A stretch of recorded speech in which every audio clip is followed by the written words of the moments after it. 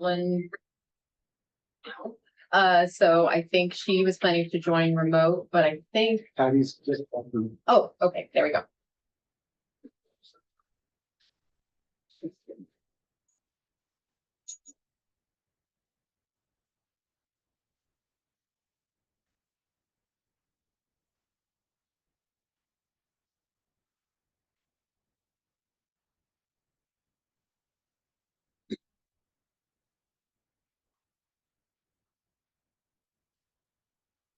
We're ready to start, right? Yeah, is Michael just coming back? I think it's just. Okay, great, let's roll. Welcome everyone to the October 8th meeting. That's I know, it took me a second there. I have to look at my clock. The first order of business is.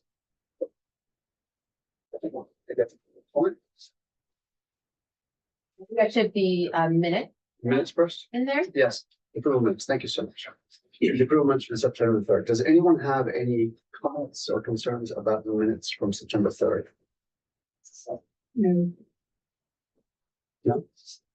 Does someone want to make a motion to approve minutes from September 3rd? I move we accept the minutes from September 3rd. Second. All in favor, starting with Vikram? Aye. Aye. Aye. Aye. Aye. Aye. Approved. Great. And so now we can move on to public comment. Does anyone from the public have a comment? We have one member of the public online and we have two in the room. So I think John has his hand up first. John, we'll start with you. Yes, hi, thank you very much. My name is John Harris. I'm the co-chair of Climate Action Brookline, although speaking privately. And I just wanted to let you all know, in case you didn't know, about a fantastic climate resource that I just learned about. If you already know about it, don't worry, I'll be very, very quick. Don, you went on mute.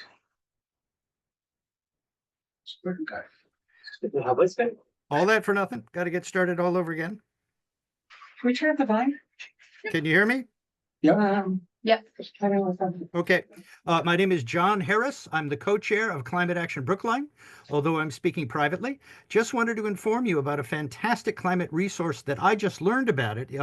If you folks already know about it, don't worry, I'll be very quick. In 2017, Paul Hawken produced a book called Drawdown, the most comprehensive plan ever proposed to reverse global warming. It wasn't really a plan, but it was a list of projects that activists and governments could do to address the climate crisis. And it was a very comprehensive list. It has been a major guiding document for me in my climate advocacy. I just learned that the organization Project Drawdown at drawdown.org, the website is called drawdown.org. I super recommend it.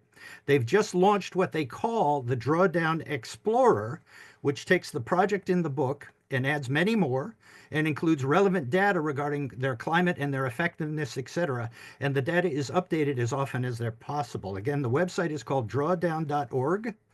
You go to the website, you click the three bars on the left and just click on Drawdown Explorer. And then especially if you go to the solutions that are, quote, highly recommended, that's the list of their highest priorities. And you'll find that some of those we in Brookline are already working on those. Some we are not yet. My particular interest is micromobility. There are several items there in the highly recommended category.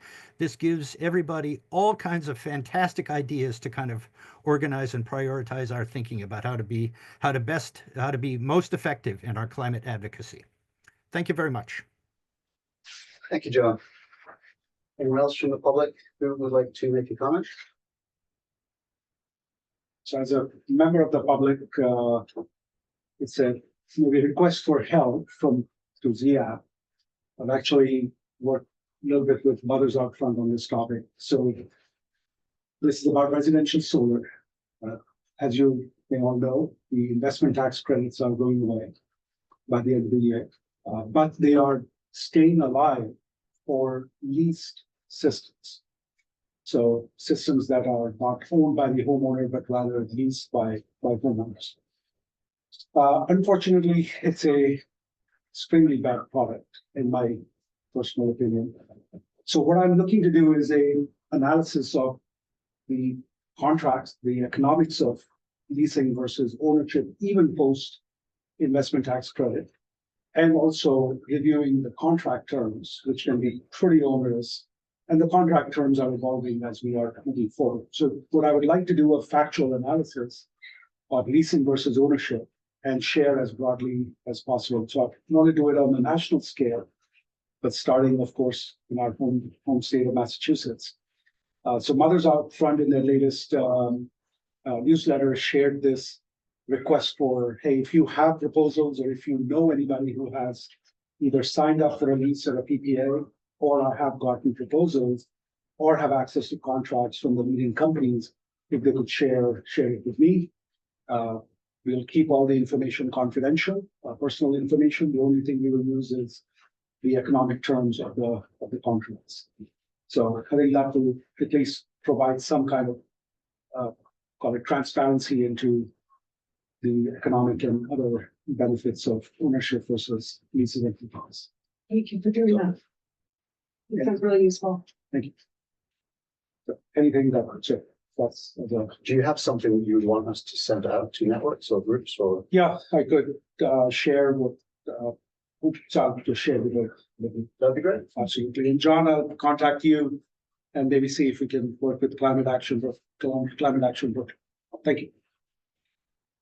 We should know for the minutes, Kathleen Scanlon is remote. And Burgon.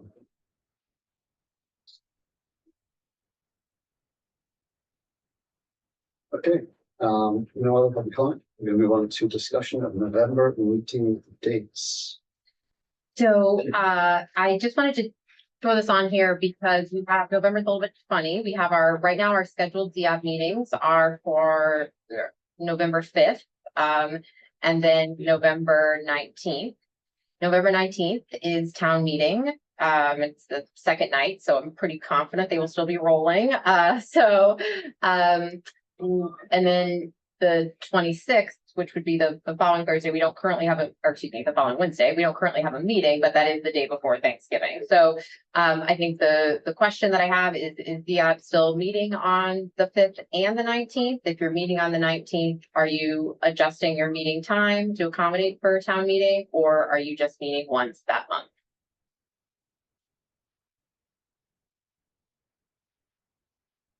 I don't know. How many, do we have a quorum?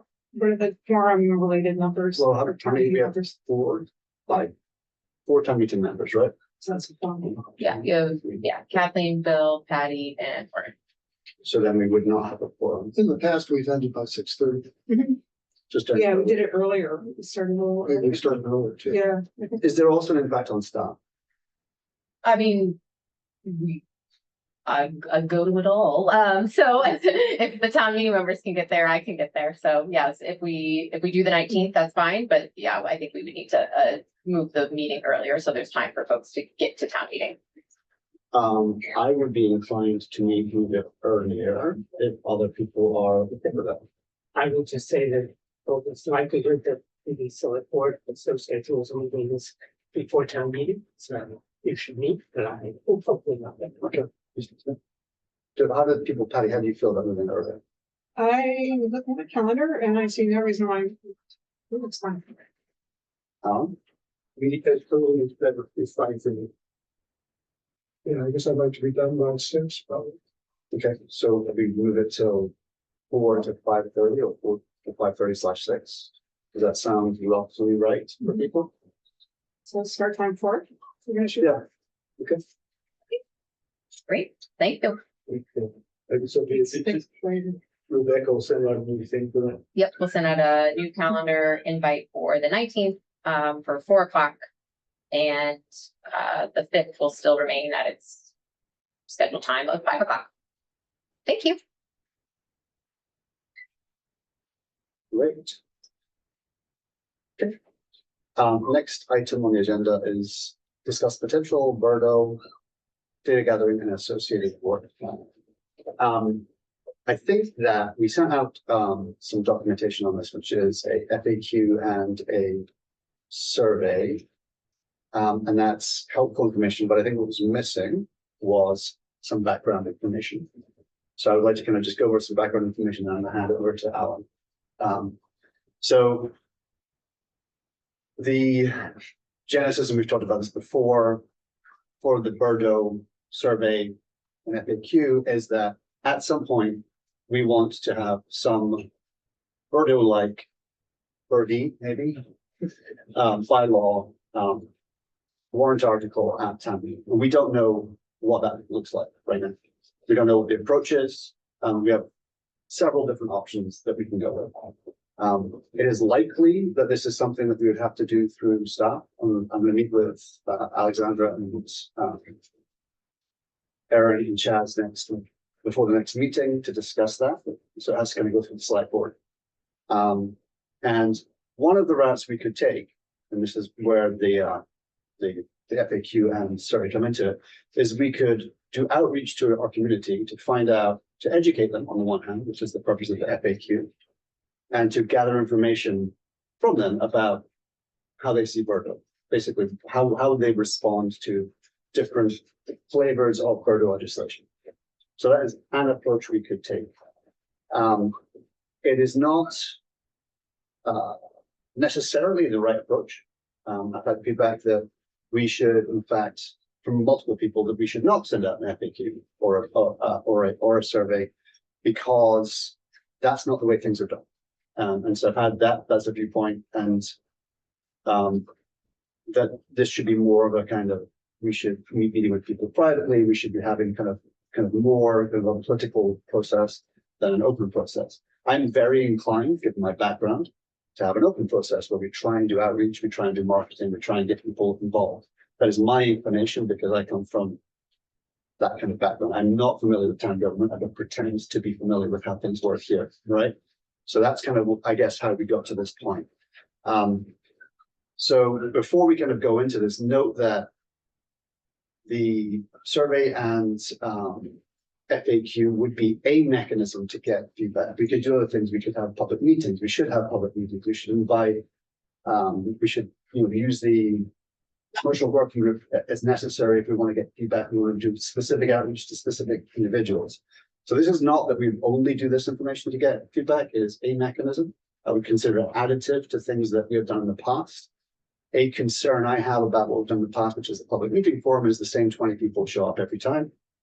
There are more than 20 people in Brookline. I would like to talk to more than 20 people about what they think about Bordeaux. And focusing on town meeting members is one thing, but we could also have a survey for residents or for renters or whatever else if we can do that too at a later date. So that's some background. Okay, Is there more that I should say? no, I think that's fine. I'm gonna start with the FAQs, because there are things in the survey that really it come out of the FAQs. So that's the first point. The second point is that the idea here, in the past, when we've done some of these things, we go through it line by line and question by question. That's not the intent tonight. Up at the top, it says that it's a disclaimer. This document has been reviewed and edited by Alan Levitin. That's me. It's preliminary and requires further review. Basically, we did start out with some AI searches to sort of get some things written down, and then I took that and did lots of changes to it. And this is strictly me now going into Google and other things, and to the extent there are things I know about, put them in. The things I don't know about it, I leave them blank. So this is really just the beginning. As I said, we don't. I'd like to go through it page by page, and when I say page by page, I can't see. My computer's not big enough, and my eyes aren't good enough that I can see a whole page at once. But we're doing sort of a page, and we've sent it out. Hopefully, you guys have read it. And we just want to know sort of high level questions that you might have or comments on what's in here. Can be, are these even good questions? You know, where did the answers come from? And so on. So, Do we see it again after? Do we see it like a next iteration? Because I don't know that any of us really are prepared to come up. well, there will be a next iteration. Mhm. If, you know, We'll see. oh, of course. Oh, okay. Sure, yeah. The purpose of this is, here it is, you know, what's your response? Initial Yeah. thoughts. And just to add to that, I think there's probably two things we might want to go over is, we want to go page by page, but directionally, do we feel like the FAQ is a good idea or a bad idea? It might be something we want to Yeah, talk about. we have a kind of a bigger picture. Yeah, I think we want First. to spend like 10 minutes on just like, is directionally this a good idea? And then we kind of jump into this. That's good. And one piece of feedback that's been given, and I'll share this in a second, is that it's a lot of data. And it is a lot of data, but I have put together a web page of what it would look like as a web page. And when you see it as a web page, it is not a lot of data. So it looks just like so one of the things is the presentation in the Word document is not the best way to think about this. This is not how people would see it in an FAQ. If you look at this as a document, it's dense and very hard to work with. So I will, if you'd like, I will at some point show you what it looks like as a web page. Just along those lines, just one other thing just to follow. I did not work on format. Okay, there's gonna be different fonts, different colors and whatever. That's okay. I already no need to comment on that sort of stuff. So let's start with a general discussion about the approach. Is that Sorry, Werner, okay? did you have something else? Were you trying No, to? just clear, I gather what you're saying is it would all be folded up. Let me just show it very quickly if I can. Can I share my screen? Yeah, just a minute. Where's my screen? Here it is. Because I had this feedback from multiple people.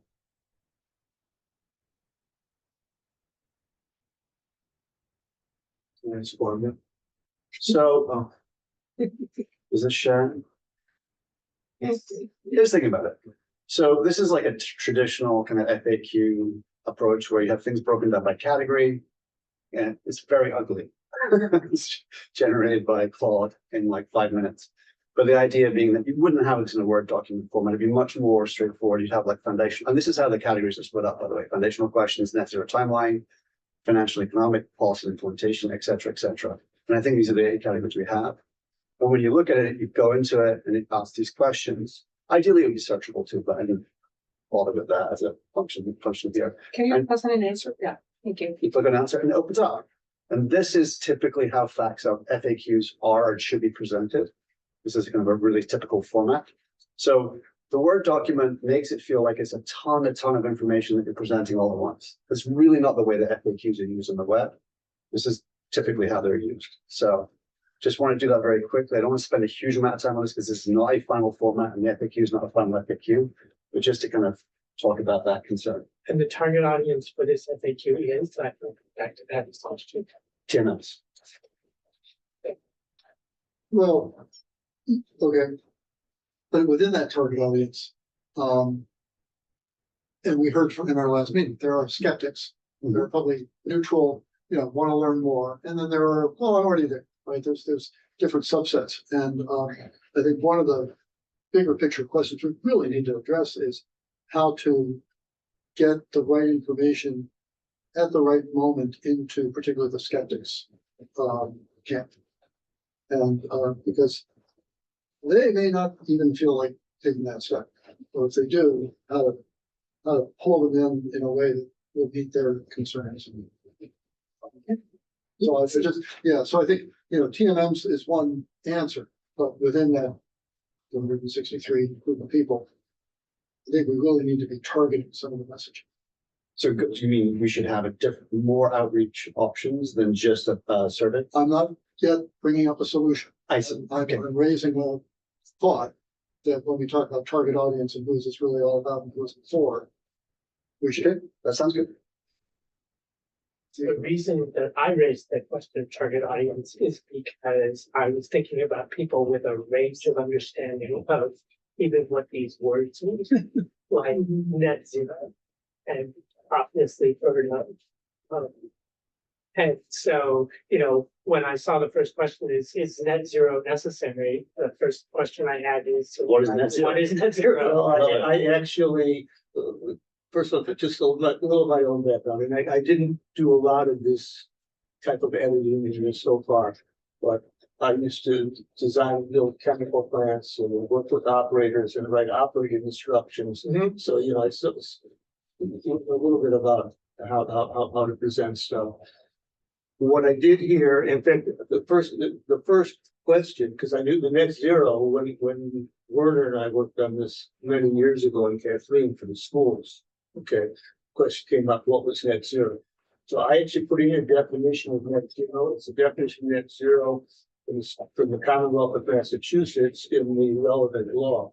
Okay, and my point here is that I think one of the things when we really get to where we're getting ready to publish this, we need to go through it and make sure that it's something that somebody who doesn't know about it will be able to use. It's not fact for experts, it's facts for people. So there's definitely, so two things came up. One is how do we reach other people? And secondly, is this pitched in the right language? And I think those are both good points. Patty, you had something?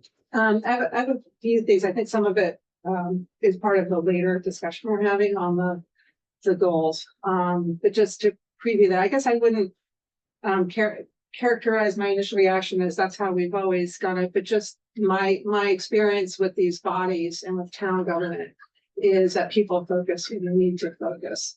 And generally, it is the case that when they have to make a decision about something, that's really when people focus.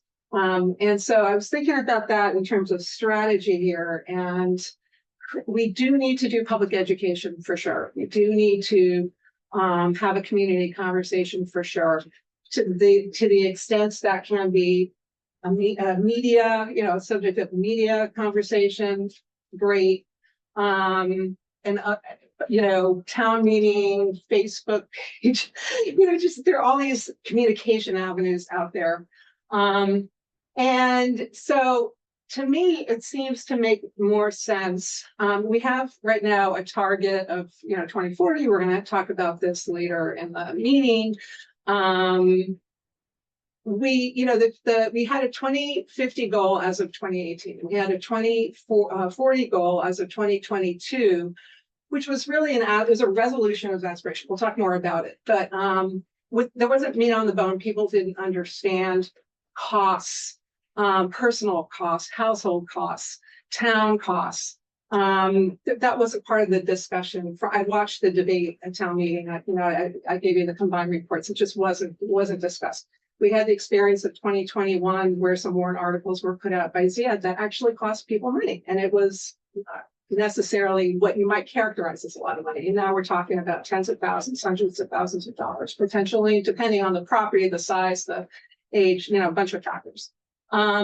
So I think that it may not be good. I'm wondering if it's a good use of time to do a survey that it's hard to write conversationally, make it short enough that people will actually answer it, make it in the right tone where you're not only giving data, but you're giving, to the extent there's available encouragement, yes, it's going to cost money. This is the help available. Pair those messages together. And is it feasible for my property? It's important, I think, somehow to talk about the kinds of exceptions that Newton, Boston, Cambridge have built into their schemes. So people understand that Berto could be framed in a way that doesn't make everybody do exactly the same thing, because there might be a basis for a different decision, depending on the property and the circumstances and the financial hardship. Different communities have done different things. I didn't see that kind of addressed in the draft.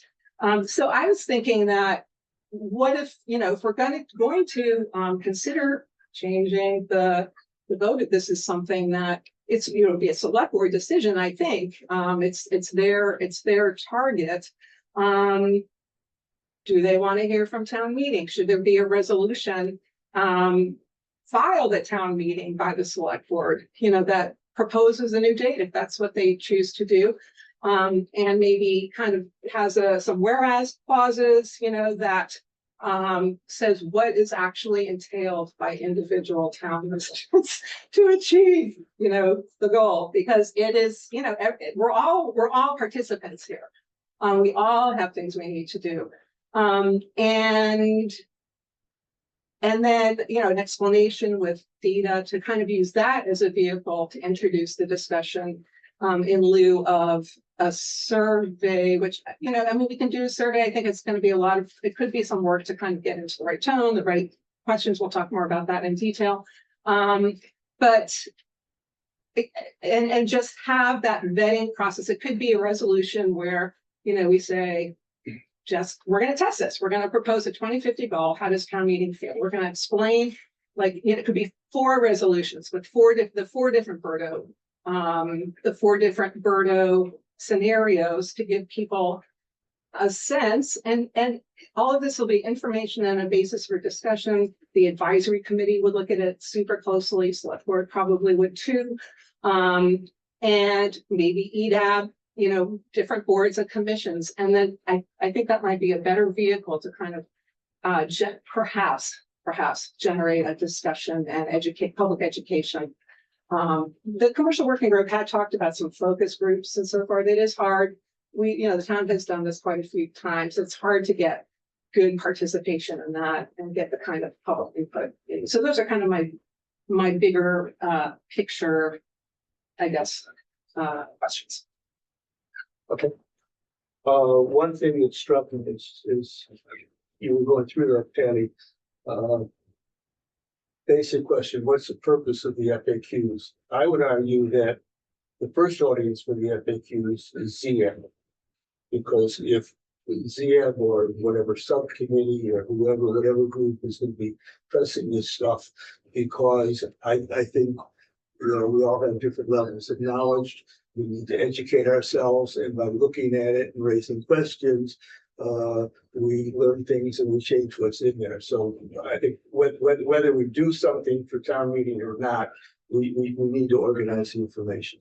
So I like that idea in part because I think this Berto FAQ should evolve into like a more general net zero FAQ for other things too, because then we could have like a position across, multiple different areas.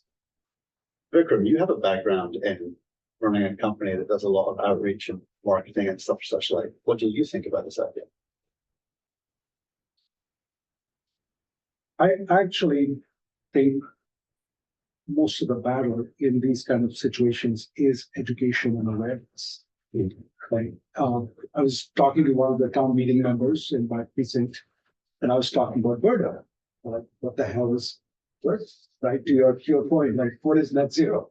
So it almost, I think the whole climate action plan, there was going to be a lot of complexity, a lot of terms that most people may not understand. They may not understand the repercussions. If we do this, what happens? If we don't do this, what happens?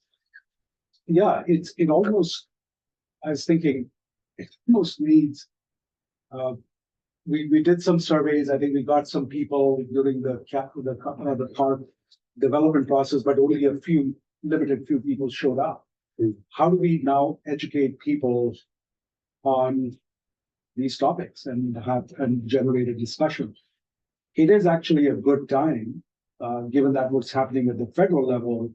I think we may have a little bit more support at the local level to say, hey, the federal government is not taking charge. Maybe we at the grassroots level need to take charge. But as your point, I don't think a lot of folks understood.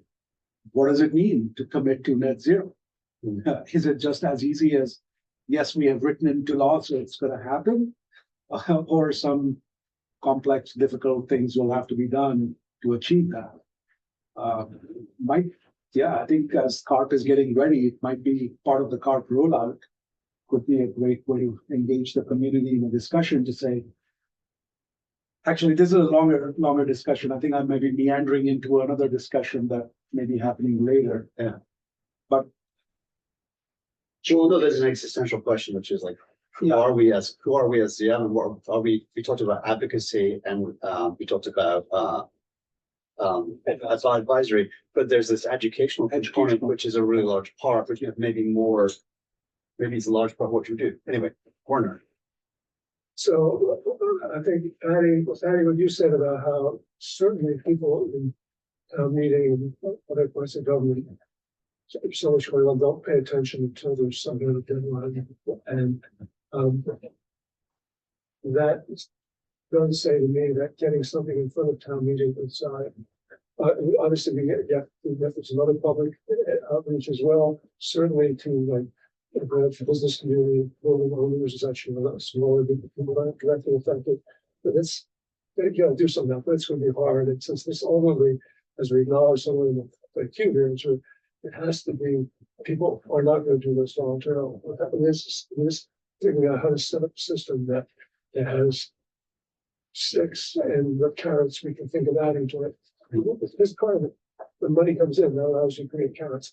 But anyway, the idea that getting something in front of town meeting is the only way you get those 355 people to focus on it. I think it's true, they won't focus on a survey, most of them, at least the people who need to have focus on it.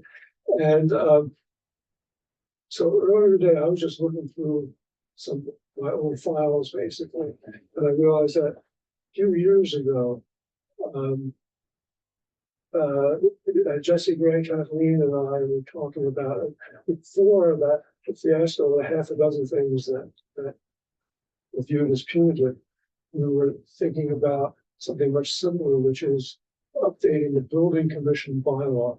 So the building commission bylaw has all the language about whatever the town builds a building, it should do a number of things. The whole process, the food in there is sort of some sustainability stuff that is really, really old.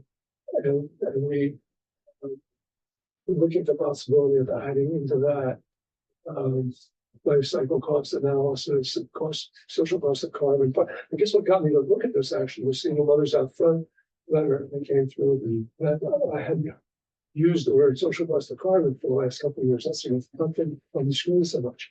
But that's a hugely important concept too, particularly since people are going to, the pushback on this is going to be, it costs too much. We only want to do climate actions when they save us money. Well, social cost of carbon is one way to try to change that discussion. So talk about what are the costs to get rid of, to cut emissions and what are the costs if you don't cut emissions. So anyway, combining those kinds of things, maybe instead of changing the building commission bylaw to have life cycle analysis, maybe you do it to do that, but also basically start with a bylaw that applies, I'm not going to call it Birdie too, because it's not an ordinance, it's an initiative. So that applies Birdie to town, municipal buildings first. Newton's, I'll just point out Newton's version, of the commercial with the performance standards includes municipal process, doesn't. Yes, right, but let's start with the idea that maybe even somewhere in there you float something like, I've been looking at Newton's, and my assumption is that you can do a million different ways, but in my mind, if I have to figure out Newton's, I'm not gonna figure out Newton and Boston and Cambridge, and that's it. At least not in the first year. But that, Newton has all those categories, and maybe even list some categories and some of the informational stuff that make clear that we're talking about. Well, the first thing to do is municipal stuff, because that's a way of getting the attention. People town meeting, getting the attention of the select board, getting everybody's attention without, and because town meeting loves to spend tax money, right? Town meeting loves to pass things that are going to have huge implications for the municipal budget without thinking about where it's going to come from. So we of course don't want to just sort of buy into that. We want to talk about what's realistic, but in fact, if you talk about, you start in the single family homes, everybody in town meeting owns a single family home and say, no, I'm not doing that. But you start by saying, the town's got to do it, they go, oh yeah, town ought to do that. I mean, I guess what Berto looks like is a different question than whether we get. It is a different question. Yes. Yeah. I mean, it's right. You did a whole bunch of community outreach and organizing. So what do you think of this? So the first thing that I would say is, to Alan's point of creating the FAQ as the initial sprint of your study. Yeah.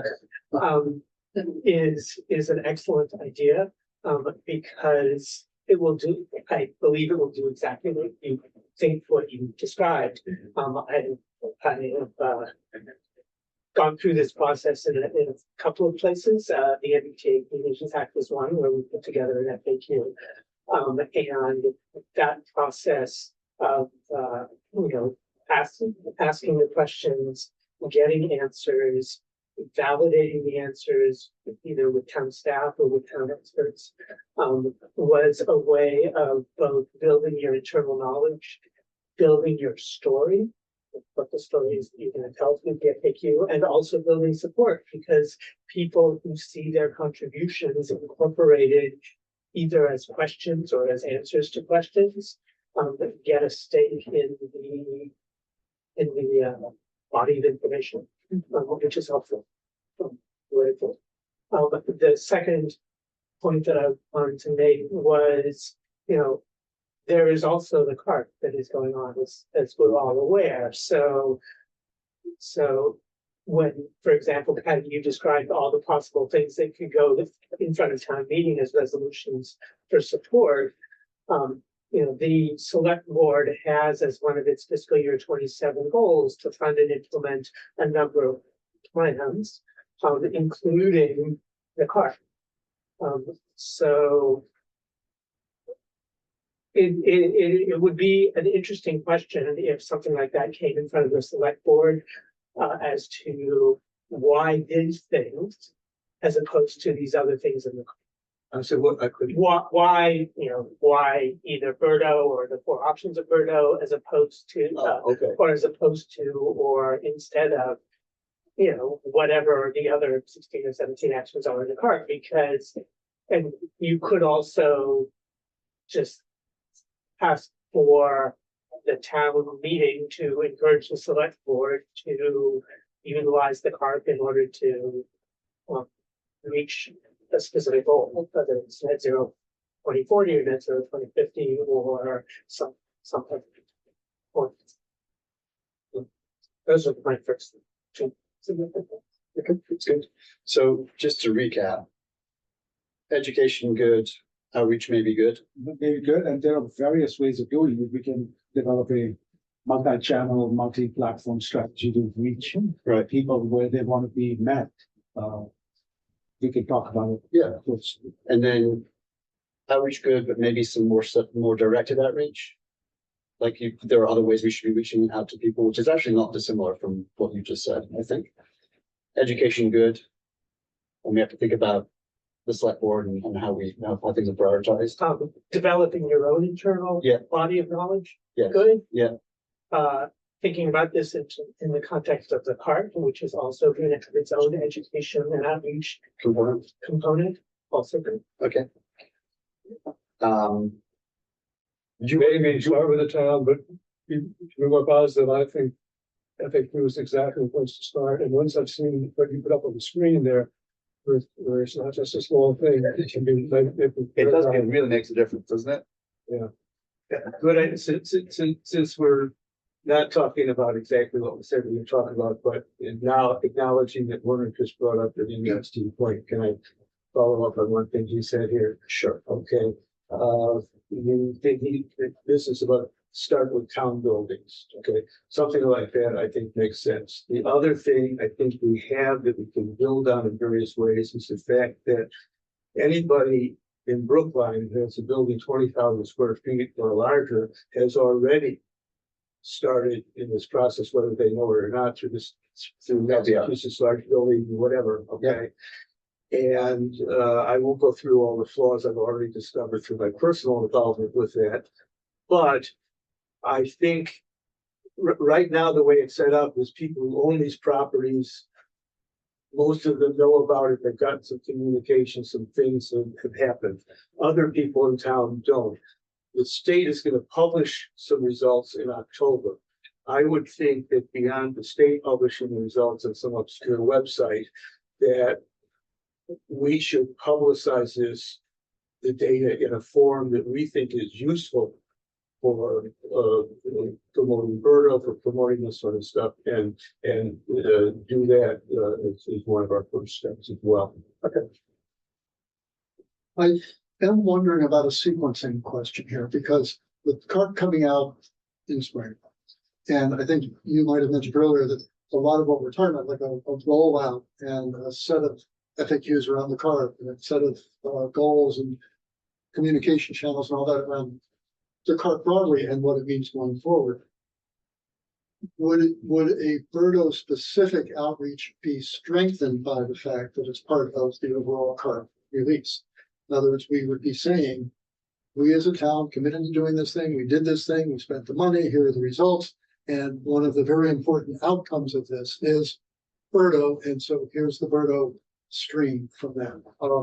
That's compared to sooner than that, saying, hey, everybody, let's talk about Birdo. And then along comes the CART. So I'm wondering about the sequencing here, though. There may be I was gonna say the cart before the horse or the cart before the horse or. Although, I think, isn't that surf and turf? Anyway. So I think the message that you described is exactly the right way to describe it, but I don't know if we need to wait for the cart to be rolled out. It is, we know what's in the cart, we know what it's gonna look like, so we can still. We don't know everything. We know broad strokes. We know broad strokes, so not to wait another 6 months before we start talking about Birdo. I trust it would be consistent with whatever the CART comes up with for the most part. I'm wondering more about impact, messaging, acceptance, that, and it's really, I'm raising it as a question, not making a statement.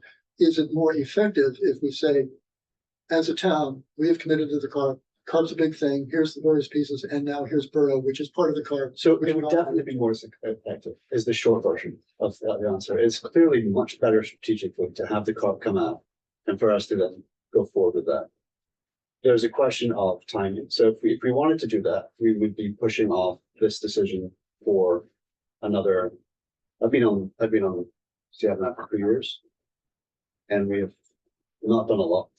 That's my concern too. And Is the CART going to be entirely kind of out of sight until it's finally unveiled this spring? well, I would hope we'd see some of it before that. No. Because if it's going to, if we're going to be making it public in some ways before that, we can maybe be hinting at what are some of the higher priorities, because I always say that Birdie is not the one thing, that there may be 3 or 4 or 5 things that rise to the top of this thing, and that could be one of those. You'll have the next version of the CART at one of your November meetings. And when are you thinking it'll go to the select? Well, go high level. I'm going to select board next week. And then it'll certainly go back to them for a final vote. I think the question of when it goes to them in between there is a little bit based off of at what timeline they want to see it at. Do they want to see it when we're 99% there, or do they want to see it when we're 90% there? So that's a bit of a to be determined based off next week's And conversation. what percentage there do you think we are now? Well, right now I would say we are in a preliminary draft version. So I would say 70%. That's very generous, because what we're at right now is we have goals, strategies, and actions. We don't actually have the full plan, but if we're talking about the action plan, goals, strategies, and actions, I would say we're 70% there. If we're talking about the full CART, I would say we're 40 to 50% there. Well, actually, that begs a question, which comes back to Bill's point. Is something like Birdo going to be in? I mean, do we know enough about that yet? Or do we not know enough about it yet to say that we should wait or we shouldn't wait? So one of the goals, I think this was in the kind of super draft that you saw in August, is there is a goal in there around development of a Birdo. Now, it doesn't at all get into The details. It doesn't at all get into the details. And in fact, what it says is these are things we need to, develop that policy. We need to do outreach and education on that policy. We need to all these different steps to do that. But yes, there is that in there. And that has been asked by the select board when I met with them a month ago about something else by, select board member Van Scoyac. And I said, yes, I think very much that some Some flavor. Birdie will be reflected in the in the initial draft of the CARP. So what will be pledged? Bertie. Some version of Bertie. She's copying you. I'm trying to do your lingo here.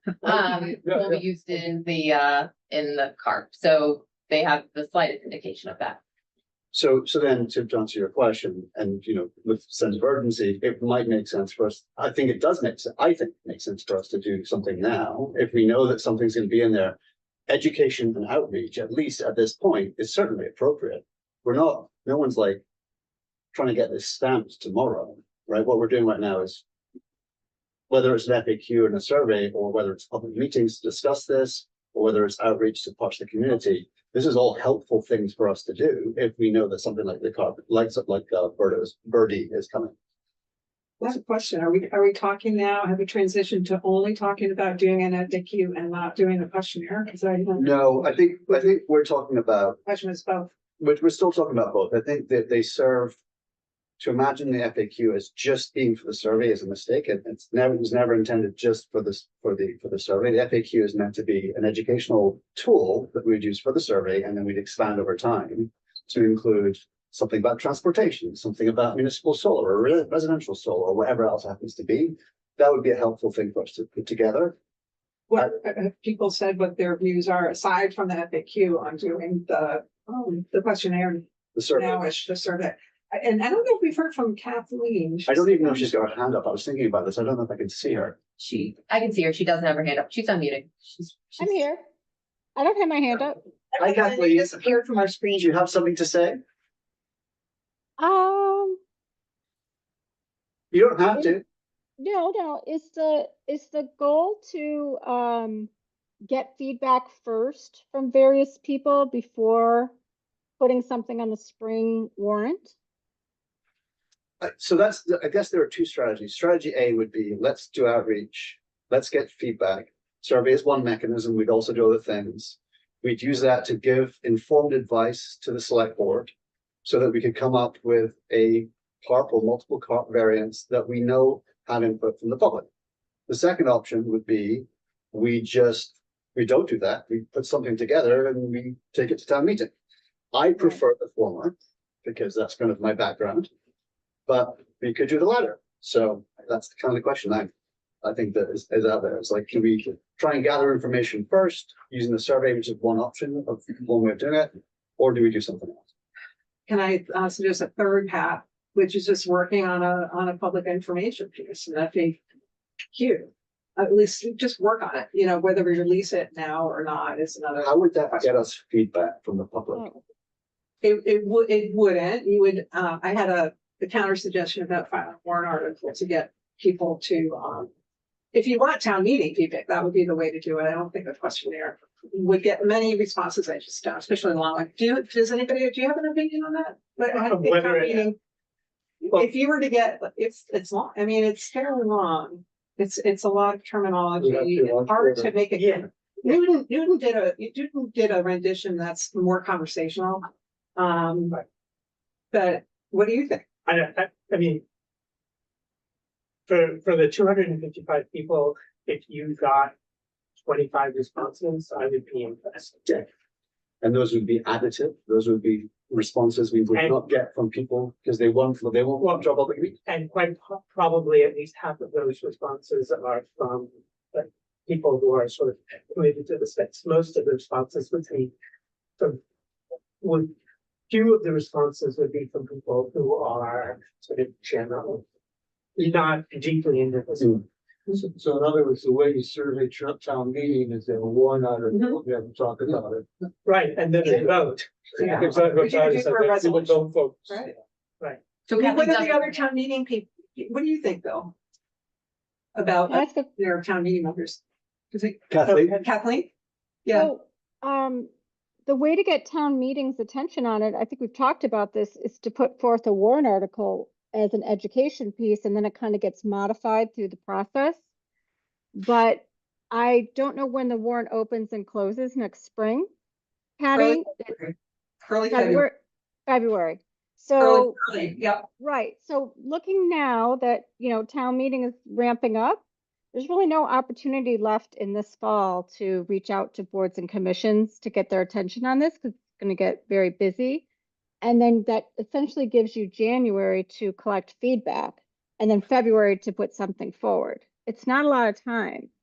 But one way to get people's attention on it would be to do a presentation to the various boards like EDAB, ZIAB, Select Board, Advisory, and then get their feedback on it through that mechanism before you put something forward.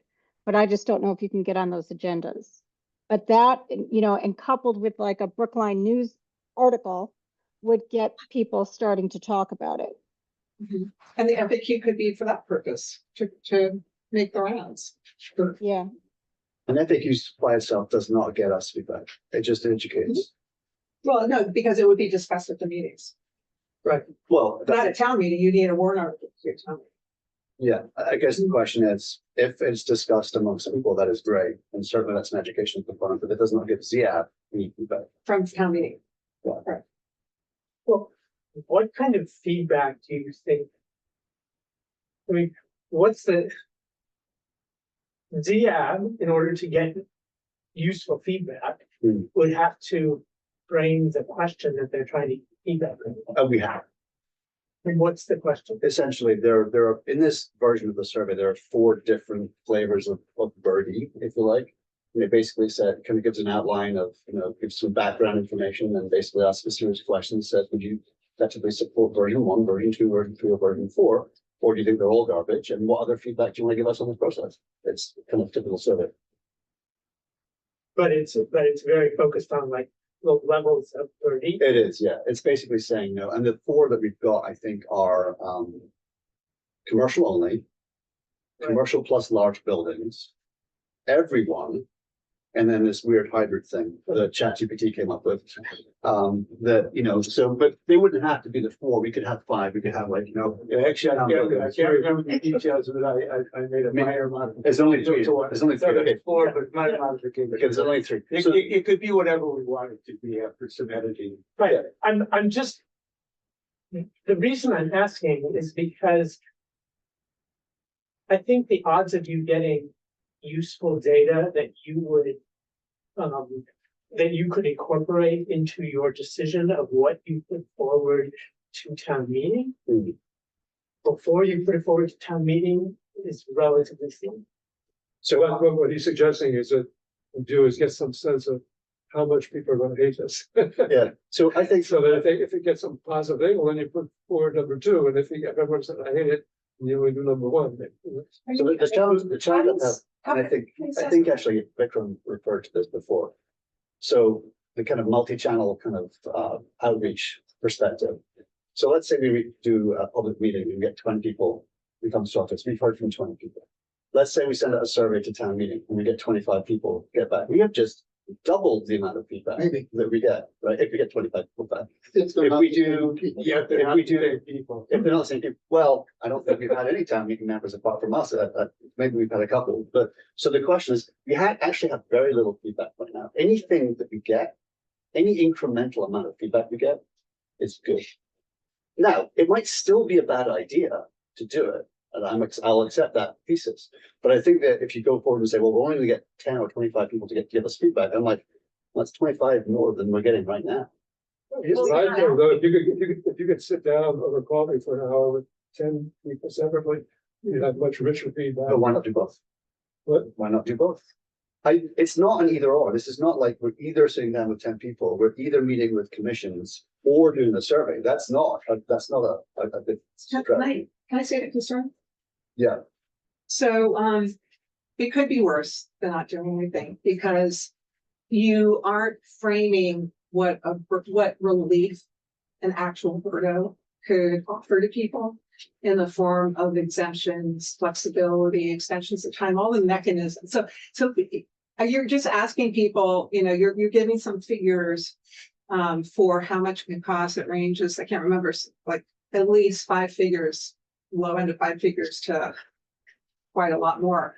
And you're not saying, you know, necessarily, you're not telling people, you know, about feasibility necessarily. You know, there are so many condos and rental, you know, buildings in Brookline. It's like 50% of the town. So, and then people aren't understanding, like, you know, how are you gonna make it easier? How are you going to give me a break? If, you know, and so I'm just worried that it could, without kind of a more complete picture, it could just precipitate but, people out of the box just saying. but aren't the things you're saying now raising possible questions that could be on the Possibly people FAQ? read it. Okay. If people read it, people, sometimes I have known people to go into Well, town I meeting and know, not yeah. have read. But the No, words. so maybe I'm missing something about the timing process because I haven't been part of it. So your concern is that there's not enough information presented here in this FAQ to answer all these questions. That's But then, and then what we should do is we should go to town meeting with what? Because with an explanation which would that be an that's FAQ? questions, and then we can answer questions. And more of a, I mean, we all, you know, those of us who have been through this process, you know, there is a discussion. It is, and it happens over time. So the idea And is there's we an would, opportunity to answer so questions. someone from ZIAP would go to town meeting and field live questions on this incredibly complicated task to kind of persuade people that we should do it. The I don't think there's a process perfect would not answer. just be a town meeting. There's advisory committees and subcommittees. There are, you know, other boards and commissions. There's the select board. All of those touch points gives you an opportunity to Refine your information. refine your information, answer questions that people have, modify your warrant article, you know, amend it, Right. assuming it's in scope and sort of you follow all those rules Yeah. until it gets to town meeting. And it also gives you the opportunity to what is effectively good votes through that process. And so is this FAQ and survey, is that not a flavor of what you're talking about? You think it's not a flavor, or you think it is a flavor? It's a component. The question is what Werner brought up is like, are you gonna get meaningful feedback? And are you And what gonna matters create is that opposition? some people, Yeah. we had feedback at the last meeting, right? The question there, Right. how do you get a lot more feedback about that? But are people worried that we're gonna get that feedback? Because I'm not worried that a bunch of people are gonna be against this. I want to know who's against this, because that's information. But maybe I'm seeing this the wrong way. So I wish I could use the whiteboard, in a perfect world, the way, if I was to run this kind of a process, I would love to basically have the card with a timeline, right? We basically say, hey, these are the top 10 or 15 things the town needs to do. By when to make instead of markers, okay. So if we laid out like a plan to say, hey, this is what the town needs to do, we need to implement, we don't need to explain any of these things for now, right? We need to start with the plan and say, these are the 10 things we need to do by when. Because even if you implement Birdo today, you're not going to see the impact, carbon reduction, 20 years out, right? It's gonna take a while. It's Gonna take a while. it's going to take a while. Practically every initiative I bet on the card has a very long delivery period, right? You're going to have maybe a few percentage points reduction year 1 and 2 and 3. So by the time they fully get implemented, we are looking at a 10 to 20 year impact. Each one of them has a percentage carbon emission impact, right? So that totals up to X percent. Let's hope it is 100%, but whatever percent reduction we are looking at. Now you have a comprehensive, I agree with you. I think to your point, like if you have a full view, hey, these are all the things we need to do. And by when? Mostly today. We got to do them today. Start them today to meet our 2050, 2075, 2100 goals, right? And now we can quarrel on, hey, if we take out Birdo, you don't even need to know what Birdo is. If you take out Birdo, it takes out 5%. Are you fine with that, right? So you have now a context to say, if we take out these 3, we are not standing behind it. We were only going to meet 45% of our carbon reduction goals, and now it's like 30%. But isn't that like what the whole point of the card is? Or, I mean, not the whole thing, but isn't all of that, isn't that piece, like part of the cart. We'll have the part two. Well, We'll do that. the CARP is coming up with specific goals and then actions to help us meet those goals to then work towards this larger target for the community. And then those action items are prioritized in the CARP. And they are prioritized based off of the factors that ZIAB is quite familiar with, one of which is the carbon reduction potential of them. So at a high level, yeah, but there is not within the scope of our consultant team, the ability to do a refinement and that specific of a timeline for every single one of those actions. That's just not So within. can I have a question? Cambridge's had, and I think other communities have a like short term, defined as 1 to 3 years. Yes. Medium term, long term, Similar, and then it organizes correct, similar, the focus. yes, Okay, it'll have that. correct. Okay. And if Berto makes it into the final draft, how would that, where would that, like, what would be the organization for that? Would it be in buildings? It would be in short term?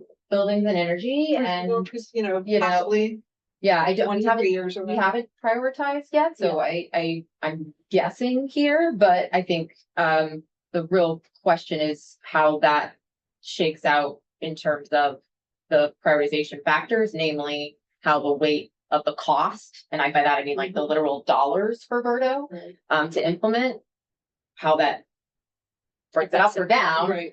compared to the other buildings and energy action. The cost is to the town and to the owners. Correct. Just to tie these points together, so Vikram's point, your question, and what Patty asked, and Alexander, correct me if I'm wrong here, this is the whole conversation.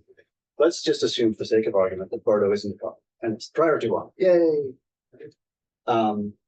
What we don't know, correct me if I'm wrong, is what flavor of Berto Birdie we are doing. Now, if we did like the full version of Berto, we could say in 20 years, bringing in Vikram's point, we would reduce 40% of the building emissions of 40% of the greenhouse gases in Brooklyn if we do the full version, right? Well, let me finish. Okay. And then I'm done with the question. I hope that answers your question before we get to the end. But if we do the lower version, which is just say commercial buildings, we will only do 9%, right?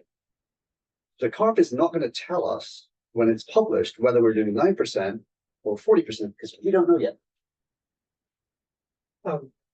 I believe. Is that right? That is all correct. Okay. Yeah.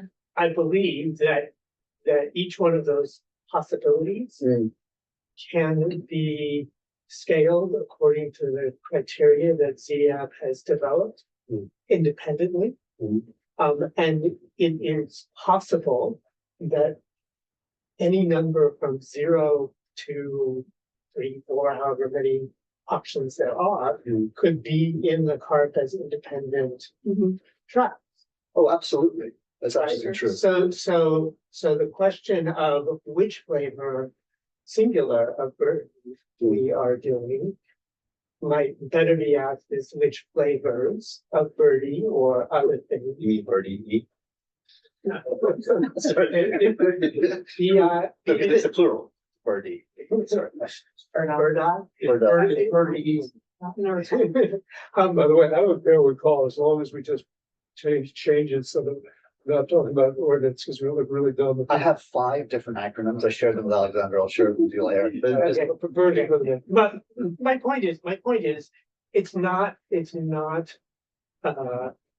we don't necessarily just have to do one.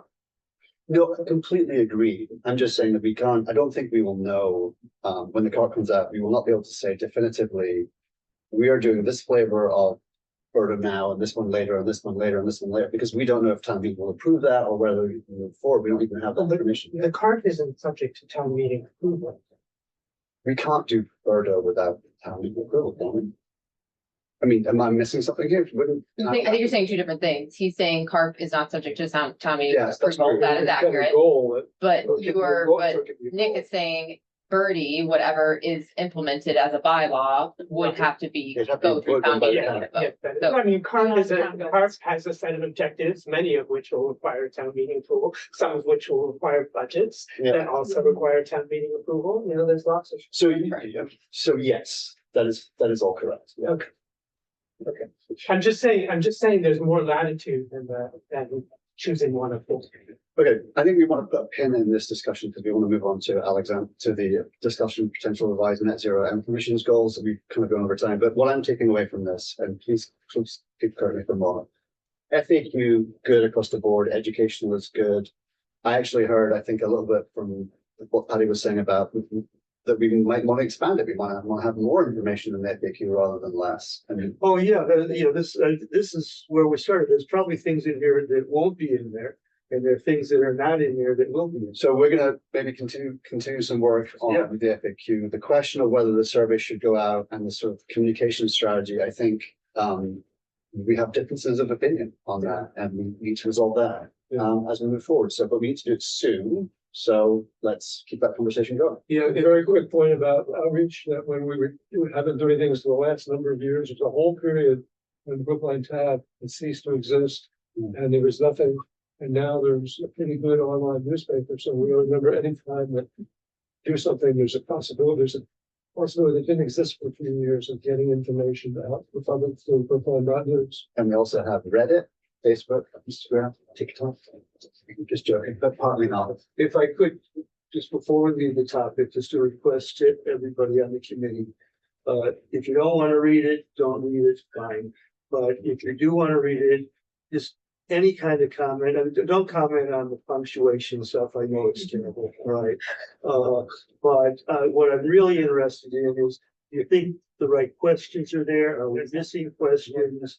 Are the answer to the questions even close to answering the questions you think are totally missed the mark? Whatever you want to do, if you can send me that, then I can use that as input for the next thing I do. Because quite honestly, I don't know where I'm going to go next. I've already, how many things can I Google and stuff and put in my opinion? So, And maybe we'll throw it up as a website for you guys to read, so it's more consumable. Are they? Thank you. All right. yes. Next order of business. Oh, I just, it would be helpful to me if I'm gonna review it, to have a document that could be edited and commented upon. Oh, well, I have it in Word. So we can do that with you. We cannot do that with each other. Right, Michael, Wait. directly to, yeah. Do you want to send it out to everyone in Word, Alan, and then whoever Well, wants? isn't it in the, It's in In PDF. PDF. It's in a PDF. It's always in PDF. All the meeting materials.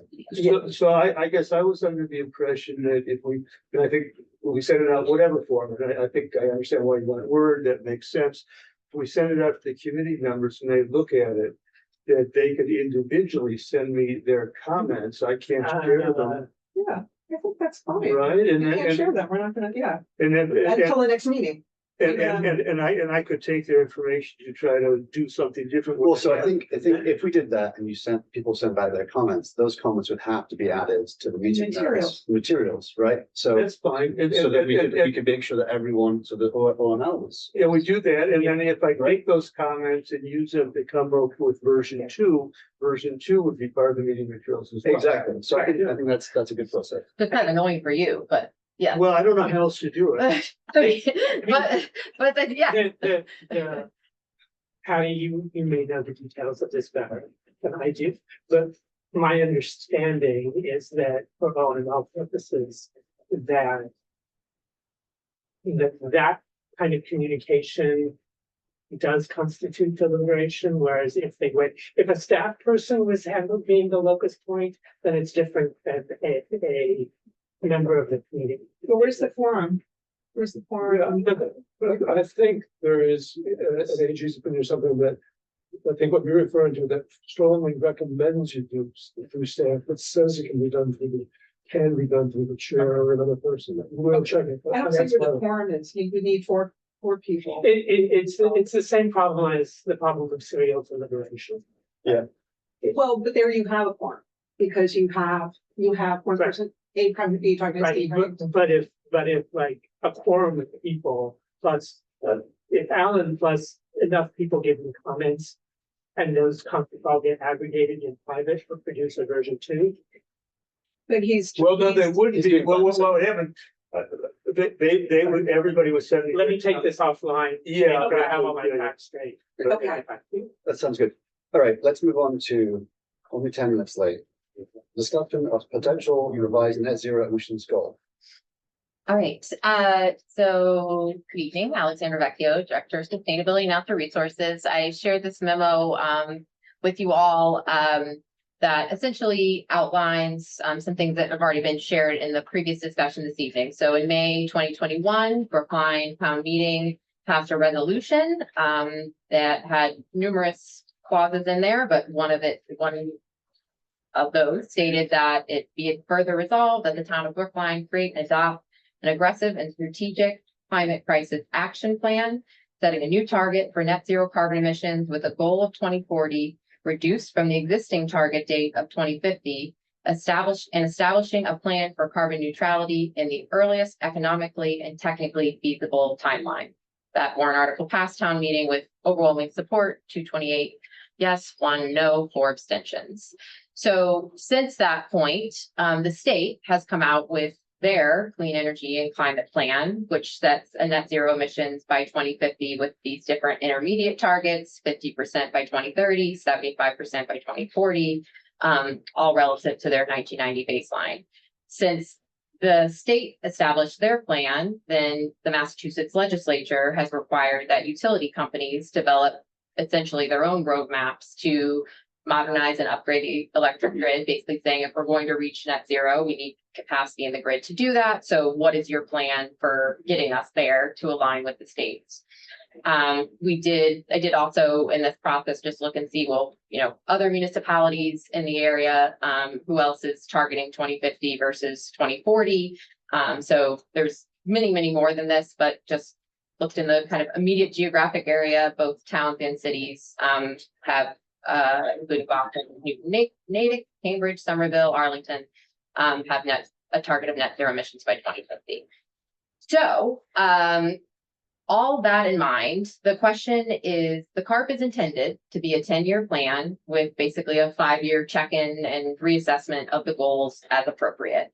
So either way, 10 years from now does not get us to 2040, and you all are very good at math, so it also doesn't get us to 2050. So we know that. But the goals that are established in the plan are established with the net zero target being the guiding principle for that.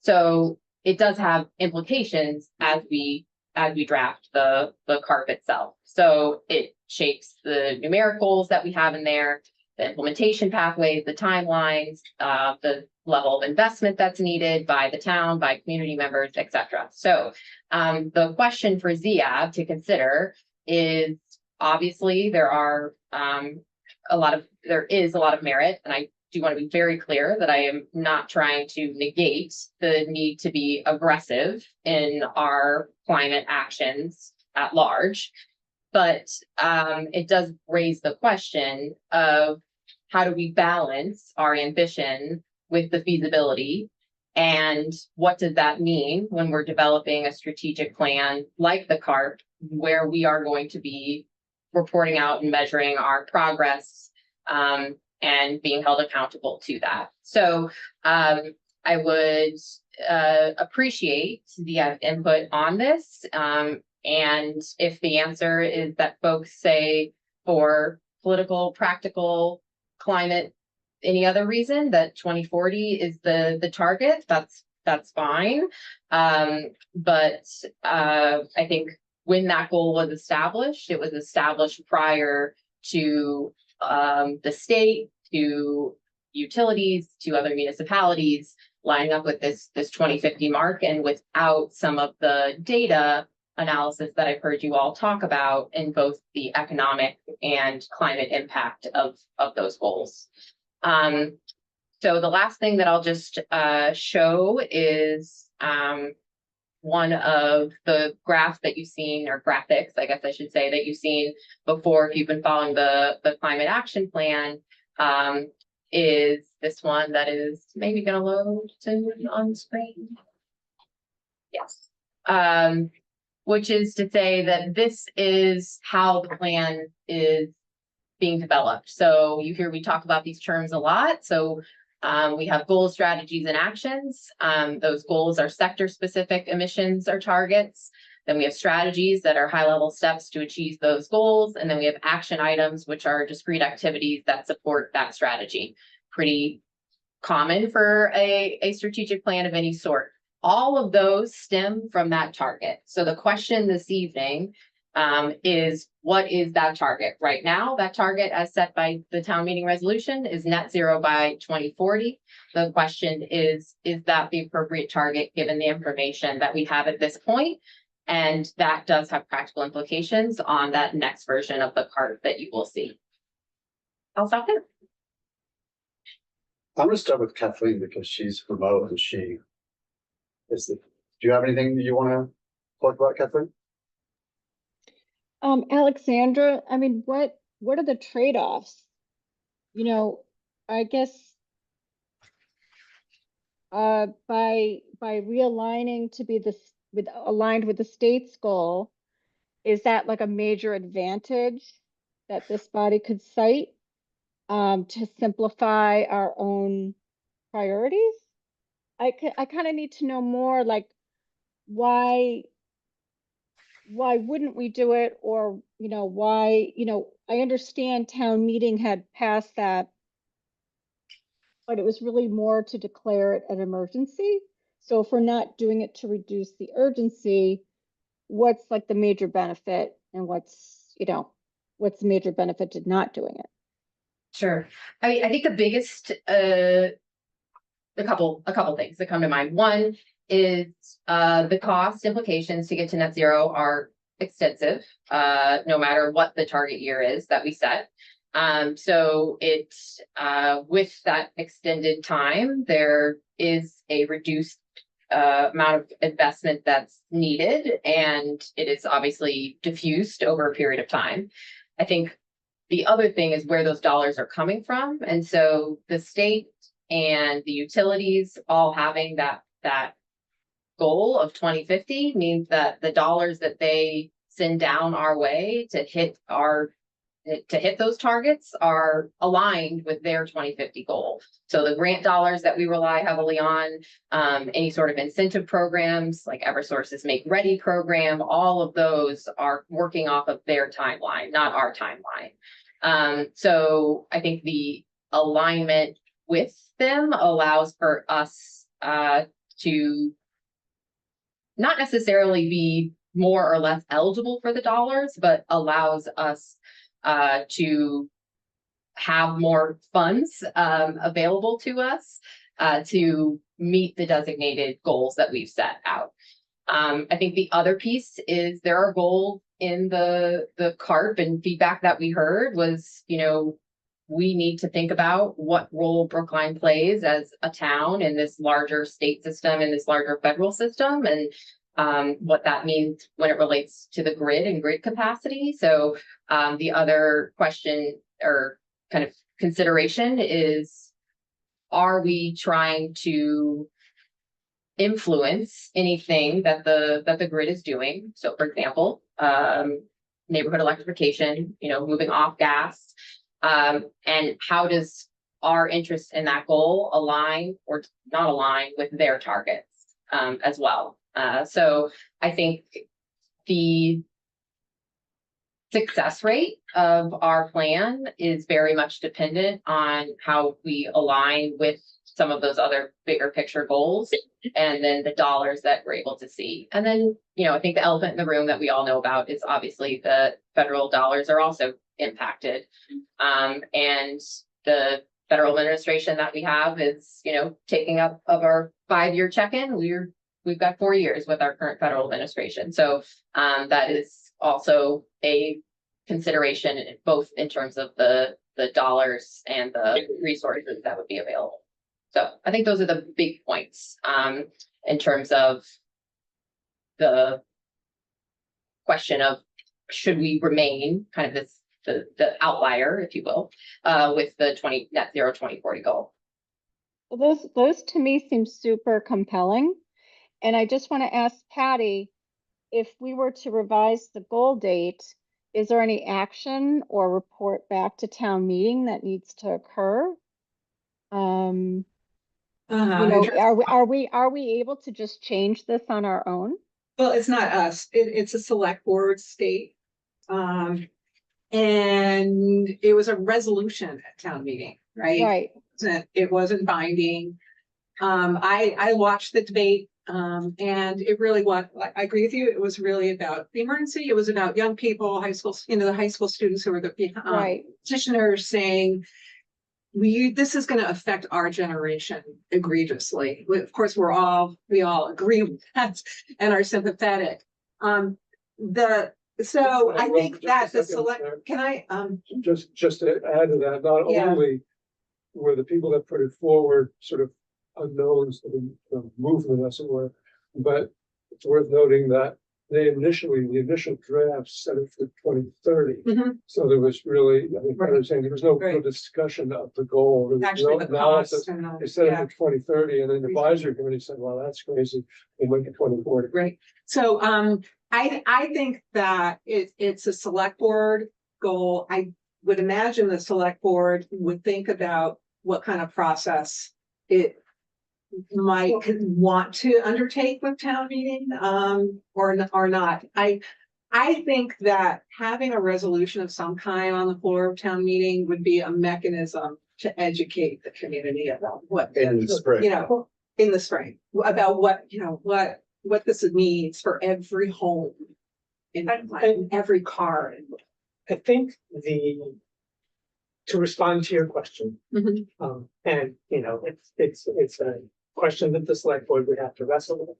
Yeah. But the select board's purview in this case is really sort of the review and acceptance of the CART Mhm. as a strategic document towards reaching a goal. Mhm. So, the question that I have, along with Kathleen's excellent questions, is really, depending on how we shape this goal, how do the externalities functionally change, right? Because if we have a 2040 goal and that 2040 goal leads us to net zero, not net zero, but net 30% or net 40% or whatever that number is. And we have a 2050 goal that by 2040 gets us to the same place. Then at least from my position on the select board, it makes sense to have a more cohesive document that sort of spells out the reality of where we're going to get to and aligns us. Mhm. So that's just sort of my reflection on it. But to the question of like, do we need to go back to town meeting? I think all that the select board is functionally going to do is it's going to accept the CARB Mhm. and its recommendations and its analysis of the impact of those recommendations over time, 2040 or 2050, and begin to operationalize that potentially through warrant articles that go to town meeting. Now, town meeting could turn around as the town's legislative body and say, we said 2040 and we meant 2040. So you need to do something, and Right. they could do something by changing the budget. They could do something by passing a resolution. They could do something by, changing a bylaw. Can I respond to that, please? The reason why it's on the agenda, I think, is that Alexander is going to go to the select board next week and wants to raise it before the park goes to the select board, because decisions have to be made regarding that chart that you put on the board. So that's just something, I guess it's gonna be discussed before the full board next week. Before the park. Right. So, I haven't said my views on the whole question. I was just responding to that. I just want to say that. Bill,